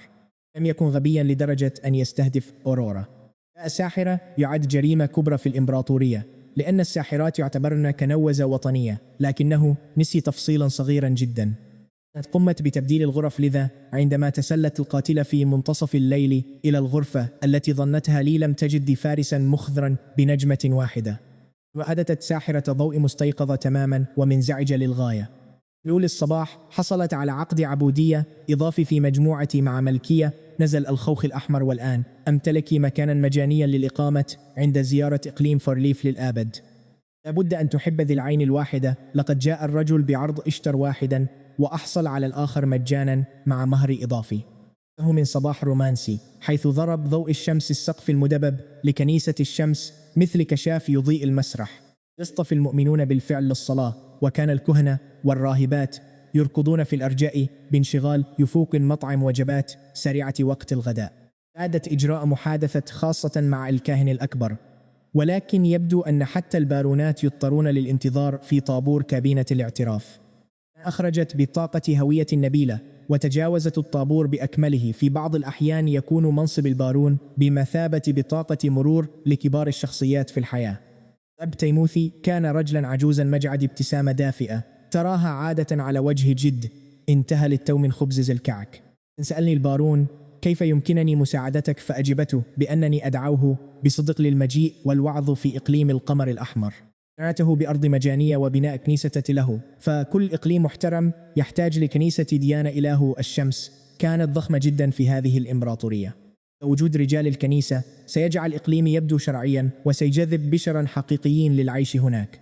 انسام التيموثي لم تهتز مليمترا واحدا، لكن عينيه كانت تصرخ بالرفض القاطع. أيها البارون، أخبرني أن هذا قرار يفوق صلاحيات كاهن بسيط مثله الأسقف في العاصمة حاليا، وعندما يعود سينقل إليه عرض السخي. المرجمة الحقيقية هي أنه سيخبر الأسقف، والأسقف سيرفض أيضا، ولكن على الأقل سأكون قد رحلت بحلول ذلك الوقت. المرة الأولى لا يوجد كاهن لإقليم القمر الأحمر. أخذت بعض الماء المقدس في طريقي للخروج، وليس لأنني كنت بحاجته فعلا. ضوء التطهير الخاص بأورورا يؤدي نفس الغرض، ولكنني مشيت طوال الطريق إلى هنا والمغادرة بيدين فارغتين تبدو وكأنها هزيمة. نتسلق لركوب العربة ببطء متعدا لاعتبار هذا الصباح مجرد تضييع للوقت، لكن توقعوا ماذا حدث.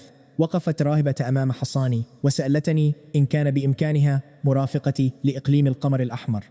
نحبت الستارة للوراء، كانت تقف عكس ضوء الشمس وتتوهج وكأنها تمتلك فلتر إنستغرام خاصة بها. كانت يداها متشابكتين بقوة حتى أبيضت مفاصلها، وعيناها الخضراوان كبحيرة زمرد تسبح تحتهما أشياء محطمة.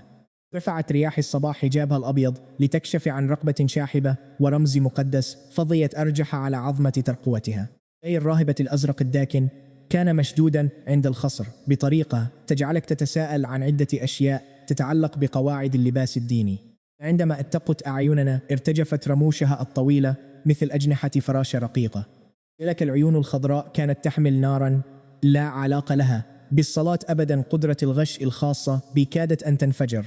لوسي راهبة تتمتع بقوة قتالية عالية جدا في الواقع. هي تعاني من متلازمة تعطش شديد للدماء. إنها تتوقع بشدة للقتل والدماء. مع ذلك فإن إيمانها العميق بإله الشمس يمنعها من إيذاء المؤمنين الأبرياء. سنوات من إخفاء طبيعتها الحقيقية جعلتها غارقة في الاكتئاب. لو لم تغادر هذه الحضارة قريبا ستتحول بالتأكيد إلى قاتلة متسلسلة متعطشة للدماء. أن هي ببساطة قنبلة قتل موقوتة مغلفة بزي راهبة تقف أمامي الآن وتطلب وظيفة بأكثر صوت ملائكي ومهذب يمكن لأي شخص تخيله. بالتالي إنها ورقتي الرابحة. كنت أخطط لتأسيس فرقة صيد وحوش على أي حال. إقليم القمر الأحمر يحتاج إلى مقاتل حقيقي، شخص يستمتع حق بممارسة العنف. معظم من أوظافهم يحتاجون لحافز، لكن هذه المرأة تحتاج لهدف فقط. أطلت أورورا برأسها وحدقت في هذه الراهبة. جميلة جدا، همست أورورا. نعم إنها فاتنة، لكنني لا أخذها معي لهذا السبب. إقليم القمر الأحمر ليس بحاجة إلى عارضات أزياء، بل يحتاج إلى قتلة، ويبدو أنها تملك الصفتين معا. يمكنك القدوم لكن نفذ أوامري. تبع تعليماتك أيها البارون. ثم صمتت قليلا، انخفضت نظراتها بعض الشيء قبل أن تضيف: يجب أن أخبرك بشيء، أنا مريضة. لا يهم. أصعد معايير التوظيف في إقليم القمر الأحمر بسيطة. إذا كان قلبك ينبض وتجيدين التلويح بسلاح فأنت مؤهلة بامتياز. نوع من المرض؟ سألت أورورا وهي تقترب مني أكثر على المقعد. ذهبت لوسي بلا تردد وكأنها تقرأ قائمة بقالة متلازمة التعطش للدماء. أنا أستمتع بالقتل ورؤية الدماء. سقط فك أورورا من الصدمة. أن تستطيع العثور على كلمات. اكتفت بالزحف بهدوء نحوي لتقترب أكثر فأكثر حتى أصبحت تجلس في حضني من شدة الرعب. ساحرة الحارسة الشجاعة، قاهرة جيوش الموت الأحياء، تختبئ خلف الأنفية. لأن راهبة جميلة قالت إنها تحب العنف. لمقتها بنظرة: أنت ساحرة قوية، لقد قمت بإبادة كتيبة كاملة من الهياكل العظمية في الأسبوع الماضي فقط. لماذا تخافين من راهبة قاتلة؟ سمعت أن إقليم القمر الأحمر مليء بالوحوش. تابعت لوسي كلامها بصوت ناعم مثل ندى الصباح. أنا أجيد القليل من المبارزة، ربما يمكنني المساعدة في تنظيف المكان منهم. ألقت رموشها بظلالها على خديها، بدت وكأنها لوحة فنية للقديسة مريم. هذا لو كانت القديسة مريم تمتلك مجموعة خناجر دموية. أنت فارسة. أنت رأسها نفيا الساحرة. ليس رأسا أخرى، مجرد راهبة، ليست فارسة وليست ساحرة عادية ولا حتى ساحرة الظلام. المهارة الرؤية الخاصة بكشفت ورقة رابحة. قوتها القتالية مرعبة. هذا غير منطقي. هل توجد أنظمة طاقة أخرى هنا أجهلها؟ لماذا تعتقدين أنك قادرة على قتال الوحوش؟ أمي كانت بشرية بينما كان والدي يجني معارك. أنا هجينة القتال يجري في دمائي بشكل طبيعي. إنها بعيدة. عندما كانت طفلة صغيرة استيقظت قوتها الكامنة لأول مرة. مثل زوج أمها بالخطأ التي أصابها الرعب من ابنتها.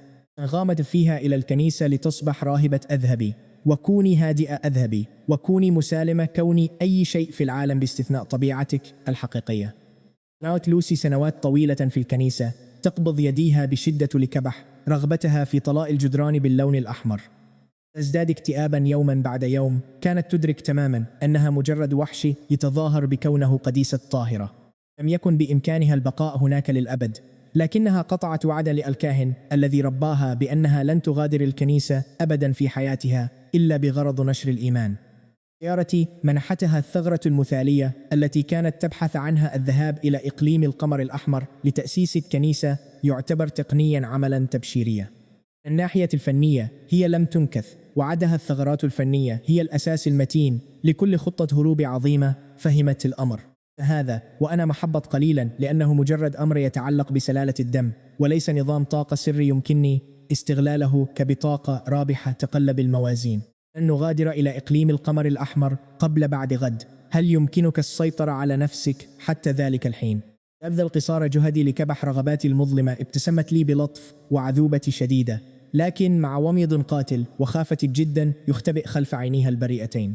مناسبة، هذه أورورا، إنها ساحرة اختفى وميض القتل في لحظتها، وكأن شخصا ما قد أطفأ مفتاح الإضاءة للتو. رائز لوسي الحيوانية أدركت فورا وجود مفترس أعلى منها في السلسلة. راكبوا، كيف تعمل الأمور هنا؟ أنت لا تشعر بالتعاطش للدماء تجاه كيان يمكن تبخيرك بتلويحة الخوف، يعني السيطرة، ويمكنني اللعب بهذه الورقة.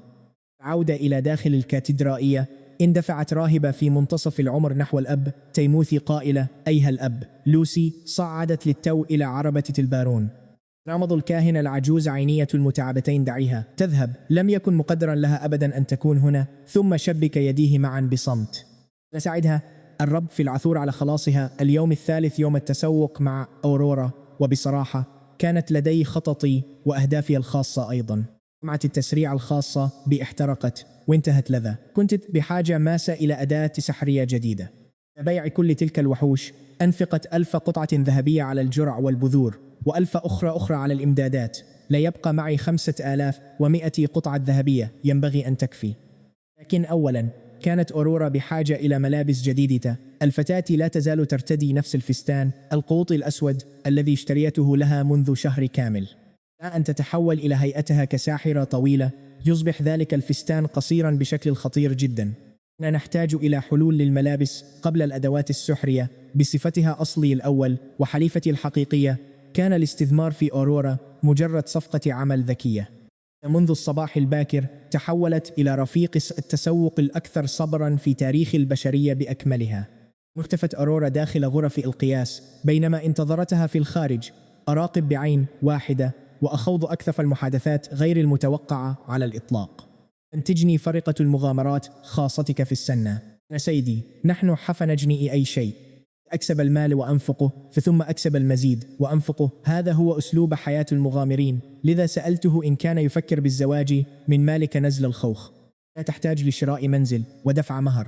ضحك وأخبرني أن بياتريس تملك منزلا بالفعل. لماذا قد أبني واحدا؟ بكل الأحوال لا يمكننا الزواج. همزي بالجزء الأخير بصوت خافت لدرجة أنني كدت لا أسمعه. سألته عن السبب. الإمبراطورية لا تسمح بزواج المثليين. هنا تحولت وججنت وانآية إلى اللون الأحمر القاني. أختنق بريقي من الصدمة. ماذا؟ بياتريس مالك النزل. رجل هؤلاء القوم متقدمون أكثر بكثير مما توقعته من هذا العالم في العصور الوسطى. لم أعد واثقا من فكرة إحضار بياتريس إلى إقليم القمر الأحمر. الأمور بدأت تتعقد بشكل مفاجئ. رغم من الأفضل تركه هنا لإدارة نزل الخوخ. نعم، إنها الخطة الأفضل. قاطع أفكاري وسألني إن كنت بخير. مني أنني أبدو مريضا. أجبته بأنني بخير تماما. ثم انفتحت ستار غرفة القياس وخرجت أورورا بحذاء جلدي مرصع باللؤلؤ. إنسان حريري ذهبي بطراز الركوكو يتفتح كزهرة التوليب مع أكمام مزينة بالدانتيل تبرز ساعديها الأبيضين كأنهم من الخزف. الخريط الأزرق بلون الريش الطاووس يلتف حول خصرها ليبرز رشاقتها. دلت شرابات فضية شعرها وهي تميل رأسها، بينما مسحت عيناها اللامعتان الغرفة. انزلقت نظارة الخياط العجوز على أنفه. نسيت البائعة كيف تتنفس وهي تمسك صندوق مجوهرات. مخملي تجمدت عين وإنآي المتبقية، وكنت أنا أيضا في حالة ذهول تام. أورورا التي لا ترتدي عادة سوى الأسود وتبدو كئيبة وفوضوية في بعض الأحيان، أطلقت اليوم كامل إمكاناتها الخفية. كان الأمر أشبه بمشاهدة يرقة تتحول أمامنا إلى فراشة مذهلة، باستثناء أن هذه اليرقة كانت تحاول الجاهدة البقاء. قبيحة طوال الوقت، كانت لطيفة بشكل جنوني. الجميع في المتجر فكروا بالشيء نفسه. لم تكن أورورا معتادة على تحديق الكثيرين بها، فشعرت بالتوتر وشدة طرف تنورتها ونظرت نحو الأرض. سألت بخجل إن كان جيد. أشرت بإبهامي مؤكدا إنه مثالي ويبدو رائعا جدا عليها. طلبت من البائعة حزم الفستانين الآخرين أيضا. لوحت أورورا بيديها رافضة بشدة ووجهها يشتعل خجلا، وقالت إن واحدا يكفي. إنني أصبحت أعرف شخصيتها جيدا الآن. إذا لم يعجبها شيء فلن تكلفف نفسها عناء تجربته. حقيقة ارتدائها للفساتين الثلاثة تعني أنها تريدها كلها بالفعل. نكنكة سونديري كلاسيكي لنستعرض الحصيلة النهائية. 3 فساتين رسمية و3 أطقم عادية، بالإضافة إلى طقم واحد لكل من بيس وآينغ. الإجمالي لم يكن كبيرا، ودفعت ثمن كل شيء بنفسي. شعرت أورورا بالحرج لعدم مساهمتها بالدفع، وقررت أنها يجب أن تمنحني هدية. سألتني ليان ما هو أكثر شيء تريده الآن؟ قالت أنها لا تحاول إعطائي هدية، وأنها تسأل بشكل عابر فقط، ولا داعي للإجابة إن لم أرغب في ذلك. وجهها أحمر كحبة الطماطم. أجبتها بأنني أريد أشياء كثيرة، وطلبت منها توفير مالها لشراء الوجبات الخفيفة. انتفخت وجنتاها مثل سنجاب غاضب. راخت تسألني عمن استخف به، وطلبت مني أن أخبرها بما أريد. إنها تشعر بالسوء لأخذ كل هذه الهدايا دون رد الجميل. الوقت لإنهاء هذا النقاش. أخبرتها أنني بحاجة إلى أداة سحرية جديدة، وسألتها إن كانت ترغب في مرافقتي. أرخص وأسوأ أداة سحرية تبدأ ب1000 قطعة ذهبية، بينما راتب أرورا الشهري بأكمله لا يتجاوز 100 قطعة ذهبية. لن تتمكن من تحمل كلفتها حتى لو ادخرت لمدة عام كامل. توقعت أنها ستستسلم على الفور وتتراجع. انكمشت تماما كبالون مثقوب، وسارت خلفي نحو نغاة الصحراء، وهي تجر قدميها بحماس شخص يحضر جنازته الخاصة. على الورقة الرباعية كان أصغر من فرع العاصمة. لا توجد موظفة استقبال شقراء هنا، بل مجرد حرفي قزم غاضب نظر إلينا وكأننا قاطعنا قيلولته. كان هذا الرجل يشعر بطاقة كراهية لوظيفته تراكمت على مدار 20 عاما. طلبت أداة سحرية تسرع نمو المحاصيل. لم يكلف نفسي حتى عناء تبادل أطراف الحديث معي. أن يده إلى خزانة وأخرج ناي الحصاد، أعزف عليه وتنمو النباتات بسرعة 10,000 ذهبية، ثم أخرج ورقة واحدة. قرأت الحصاد، تمنى أمنيتي على الورقة، واحصل على حصاد فوري 1,000 قطعة ذهبية للاستخدام مرة واحدة فقط. رقبته للأمام واحدق بسائلا عن اختياري. أردت الناي لأنه دائم وقابل لإعادة الاستخدام، وهو بالضبط ما يحتاجه إقليم القمر الأحمر. 10,000 ذهبية مبلغ ضخم، وأنا أملك نصفه تقريبا. كأنه يطلب مني شراء القمر. سألت إن كان هناك شيء يتراوح بين 3 إلى 5,000. لوح القزم بيده بازدراء، وقال إن الجميع يخرجون لغزو الأراضي وسرقة الموارد في هذه الأيام. لم يعد أحد يزرع. أخبرني أنني محظوظ لأن لديه أداتين زراعيتين، وطلب مني شراء شيء أو تركه ينام. أن اقترح وإن هناك متاجر سحريا أخرى في الشارع. ألقيت نظرة شوك أخيرة على ناي الحصاد، أداة أحلامي المكلفة، وخرجت معه. 3 ساعات أخرى من التسوق المرهق. رن كل متجر سحري في المنطقة، ولم نجد أي أداة زراعية، لكنني اشتريت مصابيح شمس وأحجار طرد الشياطين وسترة واقية خفيفة. إن الشيء الوحيد الذي كنت أحتاجه حقا لم أجده أبدا. كنت إلى نزل الخوخ وأنا أشعر بالهزيمة. أحصيت إمداداتنا وبدأت في الاستعداد للمغادرة في وقت مبكر. أفوت في تلك الليلة الطويلة وأنا أفكر في ذلك الناي الغبي، وحين فتحت عيني في صباح اليوم التالي الباكر، وجدت ناي الحصاد يستقر على وسادتي بجوار وجهي مباشرة. ذات 10,000 ذهبية التي لم أستطع تحمل ثمنها حدقت فيها طويلا غير مصدق. ثم نظرت عبر الغرفة نحو سرير أورورا، ووجدته فارغا تماما. كيس نقودها الصغير الذي أعطيتها إياه وفيه 100 عملة ذهبية كراتب، بالإضافة إلى مصروف الأمس، كان ملقى هناك مفتوحا وفارغا أيضا. الحمقاء الصغيرة أنفقت كل ما تملك، وحتى مع ذلك لم يكن المبلغ ليكفي أبدا. ما يعني أنها عادت بالتأكيد إلى ذلك القزم العباوس، وفعلت شيئا متهورا وجنونية تماما لتتمكن من تغطية الفارق المالي. شعر بضيق شديد في صدري بطريقة لا علاقة لها أبدا باسترتي الواقية الجديدة التي أرتديها. راكت عيني 3 مرات، وقرصت نفسي مرتين، ثم صفعت وجهي مرة واحدة للتأكد. ثمار الحصاد كان لا يزال مستقرا على وسادتي. هذا ليس حلما ولا هلوسة ولا حتى مزحة سخيفة. امسكت به فورا، وجلست القرفصاء في زاوية الغرفة، موجهة إياها نحو بعض الطحالب التي تنمو في شق الجدار. نفخة واحدة صغيرة جدا في المزمار، وانفجرت الطحالب عبر نصف الجدار تماما، مثل طلاء أخضر يندفع من مضخة غسيل عالية الضغط. توقفت عن العزف، فتوقف النمو فورا. هذا كان مزمار الحصاد الحقيقي بلا شك. ذات السحرية ذات 10,000 عملة ذهبية التي يستحيل علي شراؤها. هل سرق صاحب العين الواحدة نقابة السحرة؟ لن يجرؤ على ذلك. سرقة نقابة السحرة تعني حكما مؤكدا بالإعدام، لذا قام أحدهم بشرائها حقا، ولكن من يملك هذا القدر من المال؟ أنا بالتأكيد لا أملك امرأة ثرية تنفق علي في السر. ارتديت ملابسي وتوجهت لطرقة باب أورورا. تحت الباب تبدو وكأنها خرجت للتو من غيبوبة، شعر فوضوي وعيون منتفخة، وتلك النظرة البلهاء أخبرتني فورا أنها لم تسهر طوال الليل تفعل شيئا مريبا. تلقت قدرة الغش الخاصة بتنبيهها. قد اشترت أورورا مزمار الحصاد من نقابة السحرة، وهي الآن مدينة لهم ب9,900 عملة ذهبية، ويجب عليها العمل في النقابة 3 أيام شهرية حتى سداد الدين بالكامل. وقفت هناك ل10 ثوان كاملة عالقا في حالة غريبة بين الضحك والبكاء. الحمقاء، هذه الحمقاء العنيدة والجميلة من نوع تسنديري، كانت تملك 100 عملة ذهبية فقط باسمها، والمزمار يكلف 10,000. نفعت 100 التي تملكها، ثم توجهت نحو أعبس قزمة في الكون، وطلبت منه بكل بساطة تمويل 9,900 المتبقية. لأنها وافق فورا لأنها ساحرة، والسحرة هم في الأساس درجات ائتمان تمشي على قدمين. لقد ورطت نفسها للتو في سنوات من العمل بدوام جزء 3 أيام كل شهر في نقابة السحرة من أجل مزمار. لي شكرا لك يا أورورا. رفعت المزمار وأخبر أنني أعتقد أنه يجب علينا إعادته، فالأمر لا يستحق. صرخت فورا بالرفض القاطع مؤكدة أنني لا أستطيع إعادته، ثم تداركت زلتها. بدأت تتلعثم قائلة إنها لم تشتريه ولا علاقة لها به أبدا، ولم تر هذا المزمار من قبل في حياتها كلها. فاتها الفتاة قدرتي في الغش. خاصتي أخبرتني للتو أنك مدينة ب9,900 عملة ذهبية، ولكن حسنا لن دعي إنه لغز غامض ولا أحد يعرف من اشتراه. يمكن أن يكون أي شخص، وربما زارتنا جنية المزمار ليلا. ثم أضافت بيأس مغيرة الموضوع بأنه يجب علينا المغادرة الآن.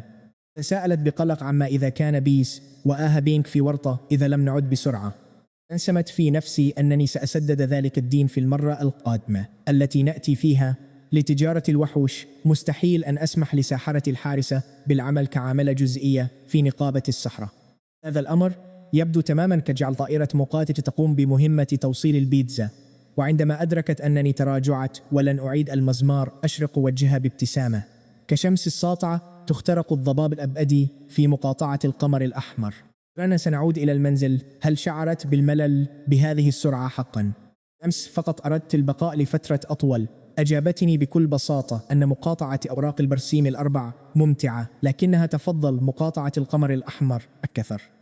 أنها تتحدث عن تفضيل الشوكولاتة على الفانيليا ببساطة، وليس تفضيل أرض قاحلي موبوءة بالمستذئبين على مدينة مزدهرة ونابضة بالحياة. لقد كانت عبدة مشردة قبل 5 أسابيع فقط، والآن تطلق على قرية مدمرة في بلاد الوحوش اسم الوطن.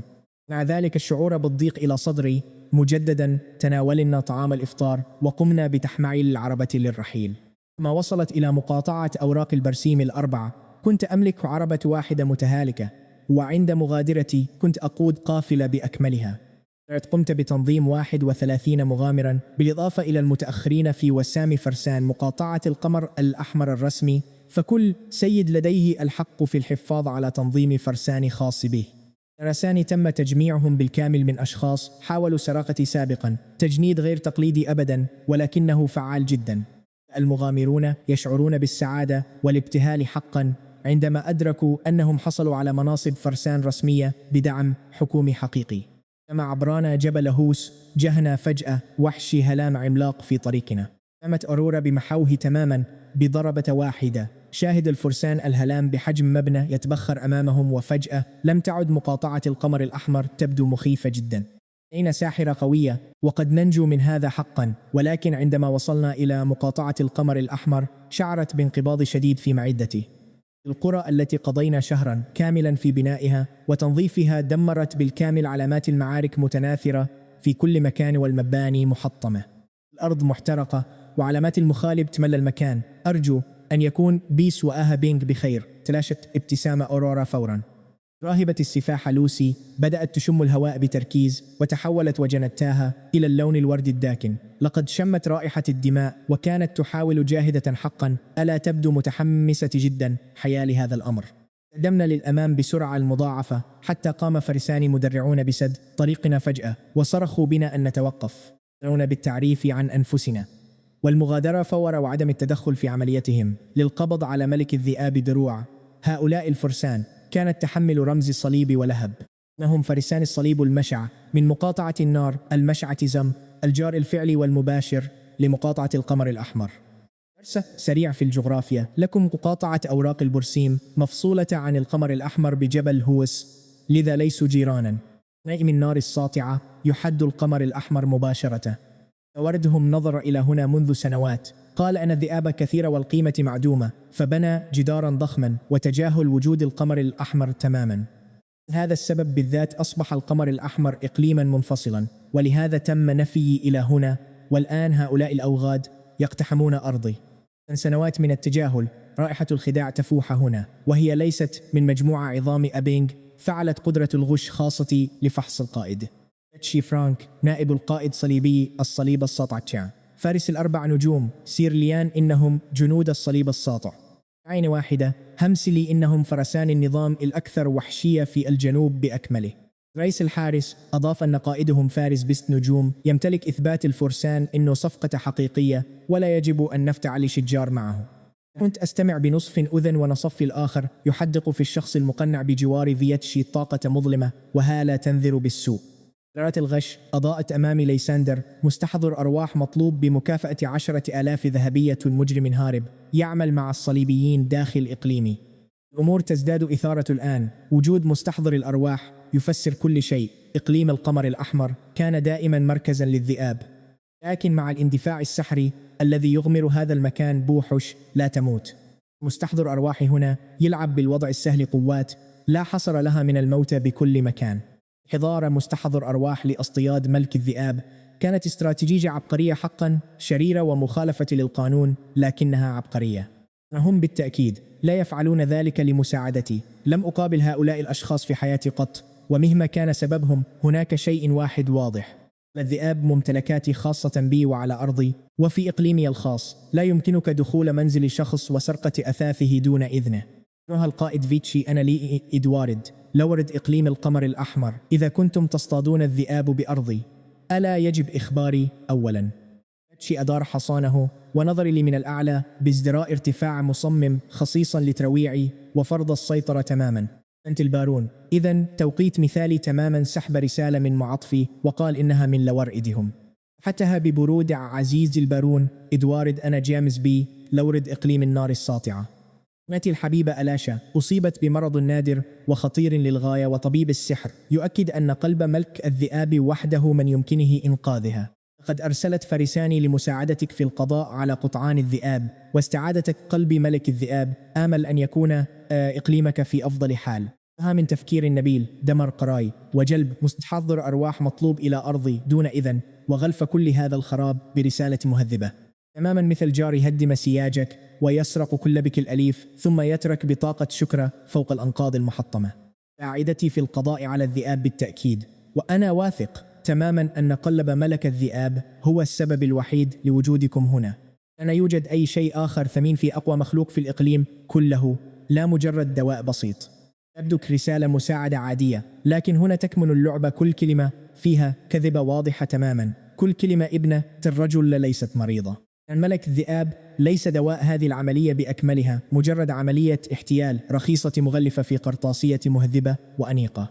حافظ أو على ملامحي محايدة تماما، وأرسلت أورورا خلصت تحققك من وضع بيس وآنغ. قاطعني فيتشي قائلا: أيها البارون الوردنا هو ببساطة أب محبه ويائس لإنقاذ حياة ابنته، فأنني محظوظ جدا بوجودهم للمساعدة. قالها فيتشي وكأنه يسدي لي معروفا كبيرا باقتحامه إقليمي الخاص دون أي إذن مني. واحد الساذج صدق هذه الكذبة السخيفة على الفور دون أي تفكير. انصرخ قائلا: سيدي، إذا كانوا حلفاء فهذا مذهل. يمكن لصليبي الصليب الساطع إبادة كل ذئب هنا. سنكون آمنين تماما. أما فرساني المشكل حديثا أصبحوا مبهورين تماما وعيونهم تلمع. المغامر سابق تحول إلى فارس متردد، بدأ يتدفق بحماس كالمعجبين المراهقين في حفلة موسيقية القتال بجانب ضد الصلب الساطع. الشرف كبير لطالما حلمت بالانضمام إليهم. للأسف على سجل الإجرام السابق أنا متحمس جدا في هذه اللحظة. الوقت نفسه كان فرسان الصليب الساطع الفعليون ينظرون إلى رجالي وكأنهم يفحصون قذارة لا قيمة لها عالقة في قاع أحذيتهم، نظرات باردة متعجرفة ورافضة تماما. أحدهم لوى شفته باشمئزاز حرفيا. كانوا يوجهون طاقة جرذان المجاري نحونا مباشرة، لكن رجالي كانوا مبهورين جدا لدرجة تمنعهم من الملاحظة. نظرات المعجبين العمياء قوية حقا. ثم لوح فارس بدرع فضي برمحه عبر الطريق سد مسارنا بالكامل. تنابي برود الآن. بعد أن تم إعلامكم غادروا فورا، ستتدخلون فقط في عمليتنا لاصطياد ملك الذئاب. بعدوا أنفسكم فورا. نعم أيها المدنيون. أخرجوا عين واحدة، نفخ صدره واستعرض عضلته ذات الرأسين المتبقية. ما أخلصنا مدنيين. نحن نظام فرساني إقليم القمر الأحمر، فرسان البارون إدوارد الشخصيون. يمكننا المساعدة، فردوا عليه أغلقوا فمك. الآن أوسن عاملكم. كحش حقيرة مجموعة من جرذان المجاري، ليس لديهم أي عمل للوقوف بالقرب منا. عودكم يفسد مزاجنا. تحطمت نظارات المعجبين. أدرك كل مغامر في نظام فرساني فجأة أن هؤلاء الأبطال الذين عبدوهم يعتبرونهم مجرد قمامة. لالوا ضربهم بقوة كصفعة قاسية على الوجه مباشرة. الآن قبل أن يتمكن أي شخص من الرد، عادت أورورا تدعم بيسي المتورم والمصاب. رئيس خدمي العجوز رآني وانفجر بالبكاء كسد ينهار. صرخ أيها البارون سيدي، هؤلاء الناس حيوانات. لقد ضربوني. سألت بهدوء هل أخبرتهم أنك رئيس خدمي؟ نظرتهم على الفور لكنهم تجاهلوني تماما ولم يكلفوا أنفسهم عناء الاستماع. حينها شعرت ببرودة شديدة تتسلل خلف عيناي. نظرت إلى فيتشي هز كتفيه وكأن شيئا لم يكن اعتذاري أيها البارون. ربما لم يسمع رجالي جيد. لابد أنهم ظنوا أن خادمك مجرد متشرد محلي، وربما كانوا قساتوا بعض الشيء أثناء عملية الطرد العادية. نتحدث معهم لاحقا لتوضيح الأمر، لكن الآن القمر الأحمر على وشك الشروق، وفخنا للإيقاع بملك الذئاب أصبح جاهزا بالكامل تقريبا. أرجوك خذ رجالك وأرحل قبل أن يتأذى أحد بالخطأ. آبينغ هو خادمي الشخصي. أطلق سراحه أولا. خرج صوتي حادا وباردا جدا، ذلك النوع من البرود الذي يجبر الجميع على الصمت. لاحظت أورورا ذلك فورا، فهي لم ترني غاضبا هكذا من قبل. نظرها كنت دائما ذلك الرجل الذي يمتلك خطة لكل شيء، يبتسم باستمرار ويسيطر على كل المواقف ببراعة تامة. رأي نظراتي المظلمة كانت مقلقة بما يكفي لتجعلها تشد قبضتها بقوة على جرمها المضي، متسائلة من هو آبينغ. تساءل فيتشي بحيرة حقيقية. إنه محارب العظام الذي أسره رجالك للتو. حينها التفت مستحضر الأرواح المقنع يا ليساندر ببطء نحوي. ركزت تلك العيون الميتة تحت الغطاء على عيني مباشرة. هل كان ذلك خادمك؟ له من أمر مثير للاهتمام. كانت إنه مجرد وحش بري شارد. سأخبرك بشيء. ستعطيك ماء عمل ذهبية مقابلة، وهذا يعتبر عرضا سخيا من أجل محارب عظام. قد أراد شراء آبينغ إمبراطور الموت المستقبلي الخاص بمقابل مائة عملة نقدية فقط. ذو أن غريزة مستحضر الأرواح أخبرته أن آبينغ مميز للغاية، لكن محفظته كانت تعرض أسعارا بخسة. رفضت عرضه، فتلاشت ابتسامة ليساندر فورا.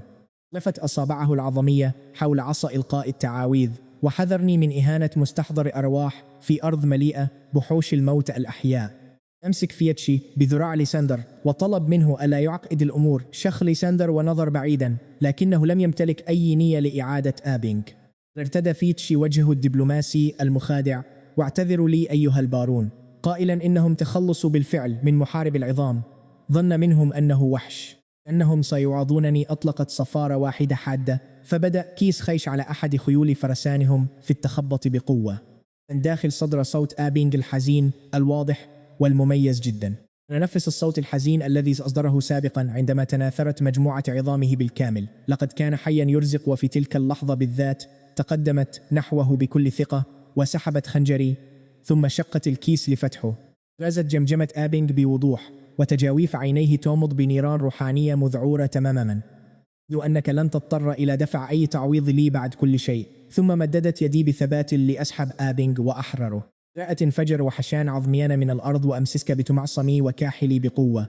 استدعاها من ليساندر في لحظة غدر، لكنه ارتكب خطأ فادحا. فكف أرورا كانت تتوهج بالفعل، ميض من ضوء التطهير، وتحول الهيكلان إلى غبار قبل أن يرمش ساحرة ضوء تجمد فيتشي وليساندر في نفس الوقت.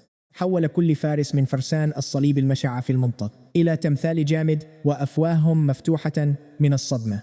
الفتاة ذات الشعر الأبيض، تلك المراهقة الصغيرة الواقفة بجوار البارون المفلس، والمنبوذ القادم من تلك العائلة المشينة. كانت ساحرة ضوء، أندر النوع الذي يمكنه تدمير كل الموتى الأحياء في دائرة نصف قطرها ميل بتعويذة واحدة. كيف يعقل هذا؟ كيف يمتلك هذا النبيل المجرم المنفي ساحر ضوء؟ هكذا فكروا، بينما فرساني أنا فئران المجاري الحثالة والأشخاص الذين أفسدوا عليهم مزاجهم قد حصلوا أخيرا على لحظته المجدية.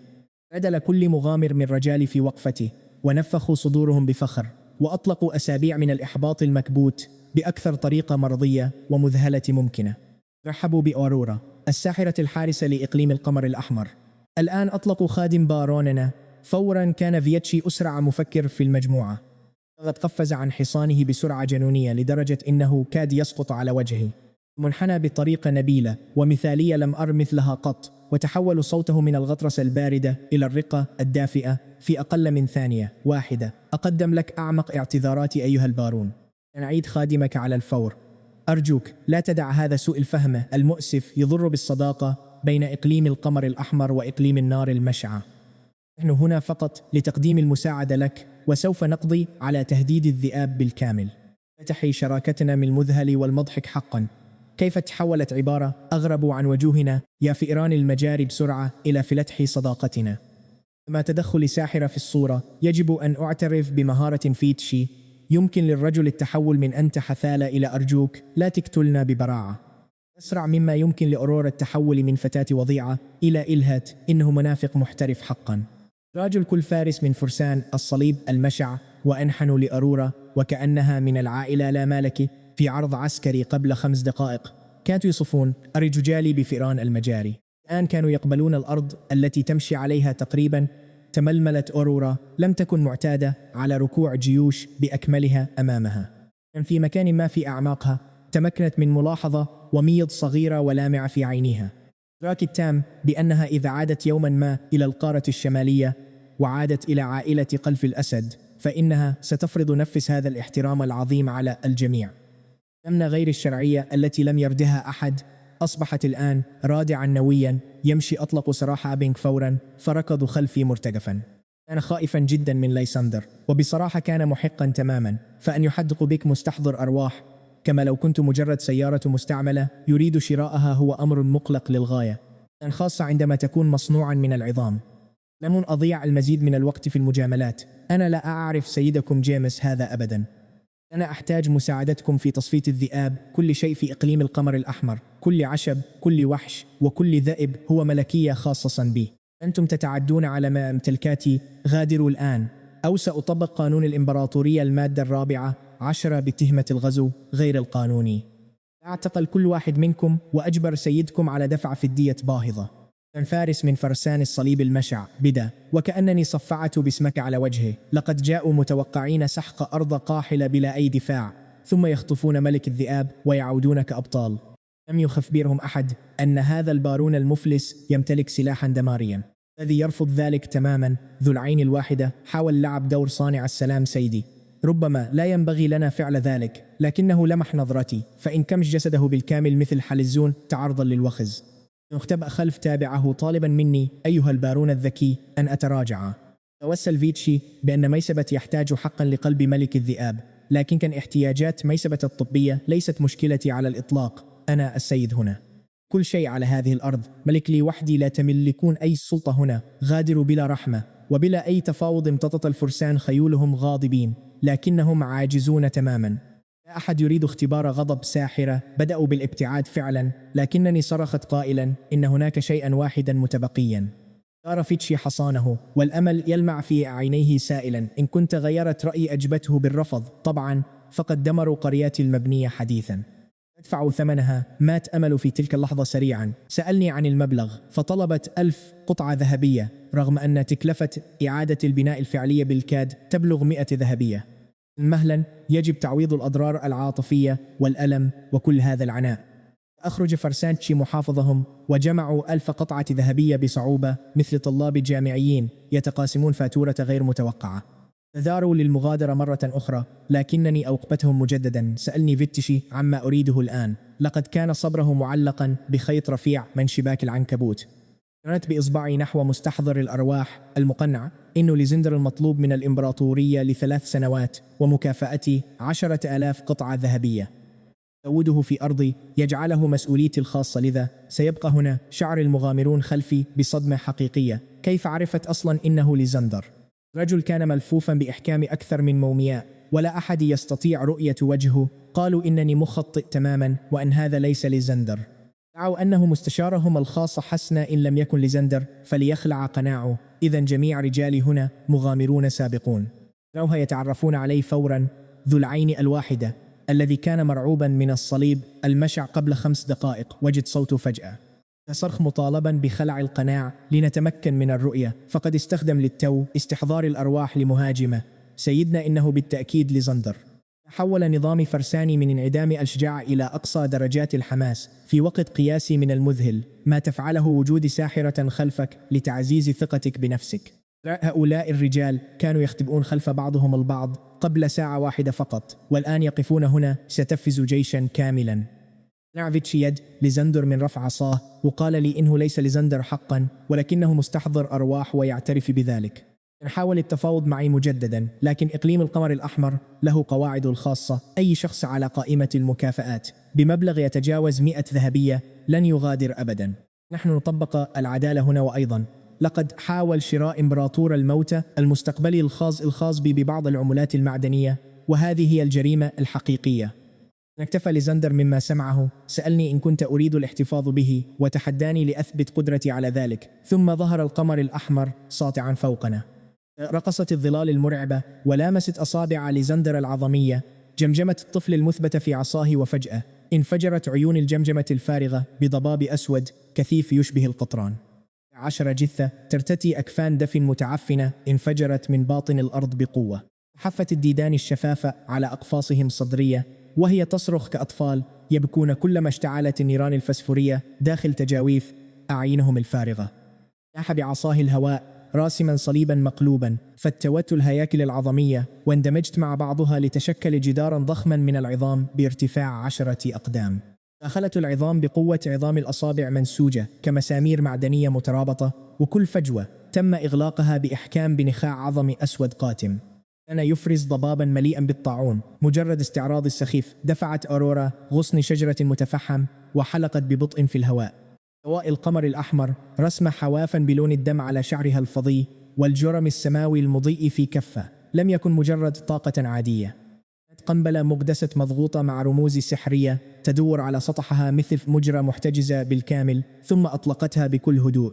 10 شقا ذهبيا تناثرت عبر الكرة قبل انفجارها شمس ظهيرة ساطعة. هكذا بدأ الأمر. ضوء أبيض مقدس ومبهر ابتلع كل شيء فجأة.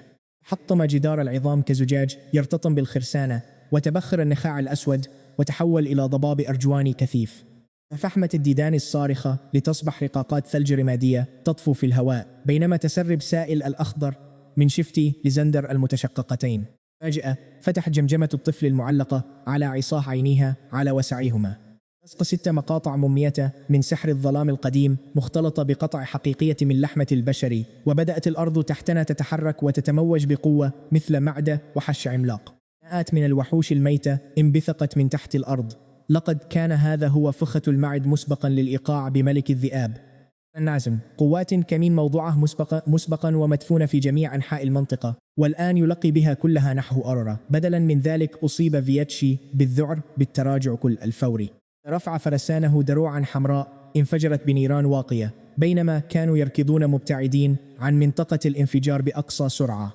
استل فرسان المغامرة التابعين لأسلحتهم. كان ذو العين الواحدة يرتجف خوفا، لكنه صمد في مكانه. انتبهوا جيدا لما سيحدث الآن من خلف. تشكيلنا صدر صوت جعلكم كل شعرة في رقبتي تقف رعبا. قدمت السير لوسي الراهبة القاتلة إلى الأمام وسحبت سيفها الطويل ببطء قاتل.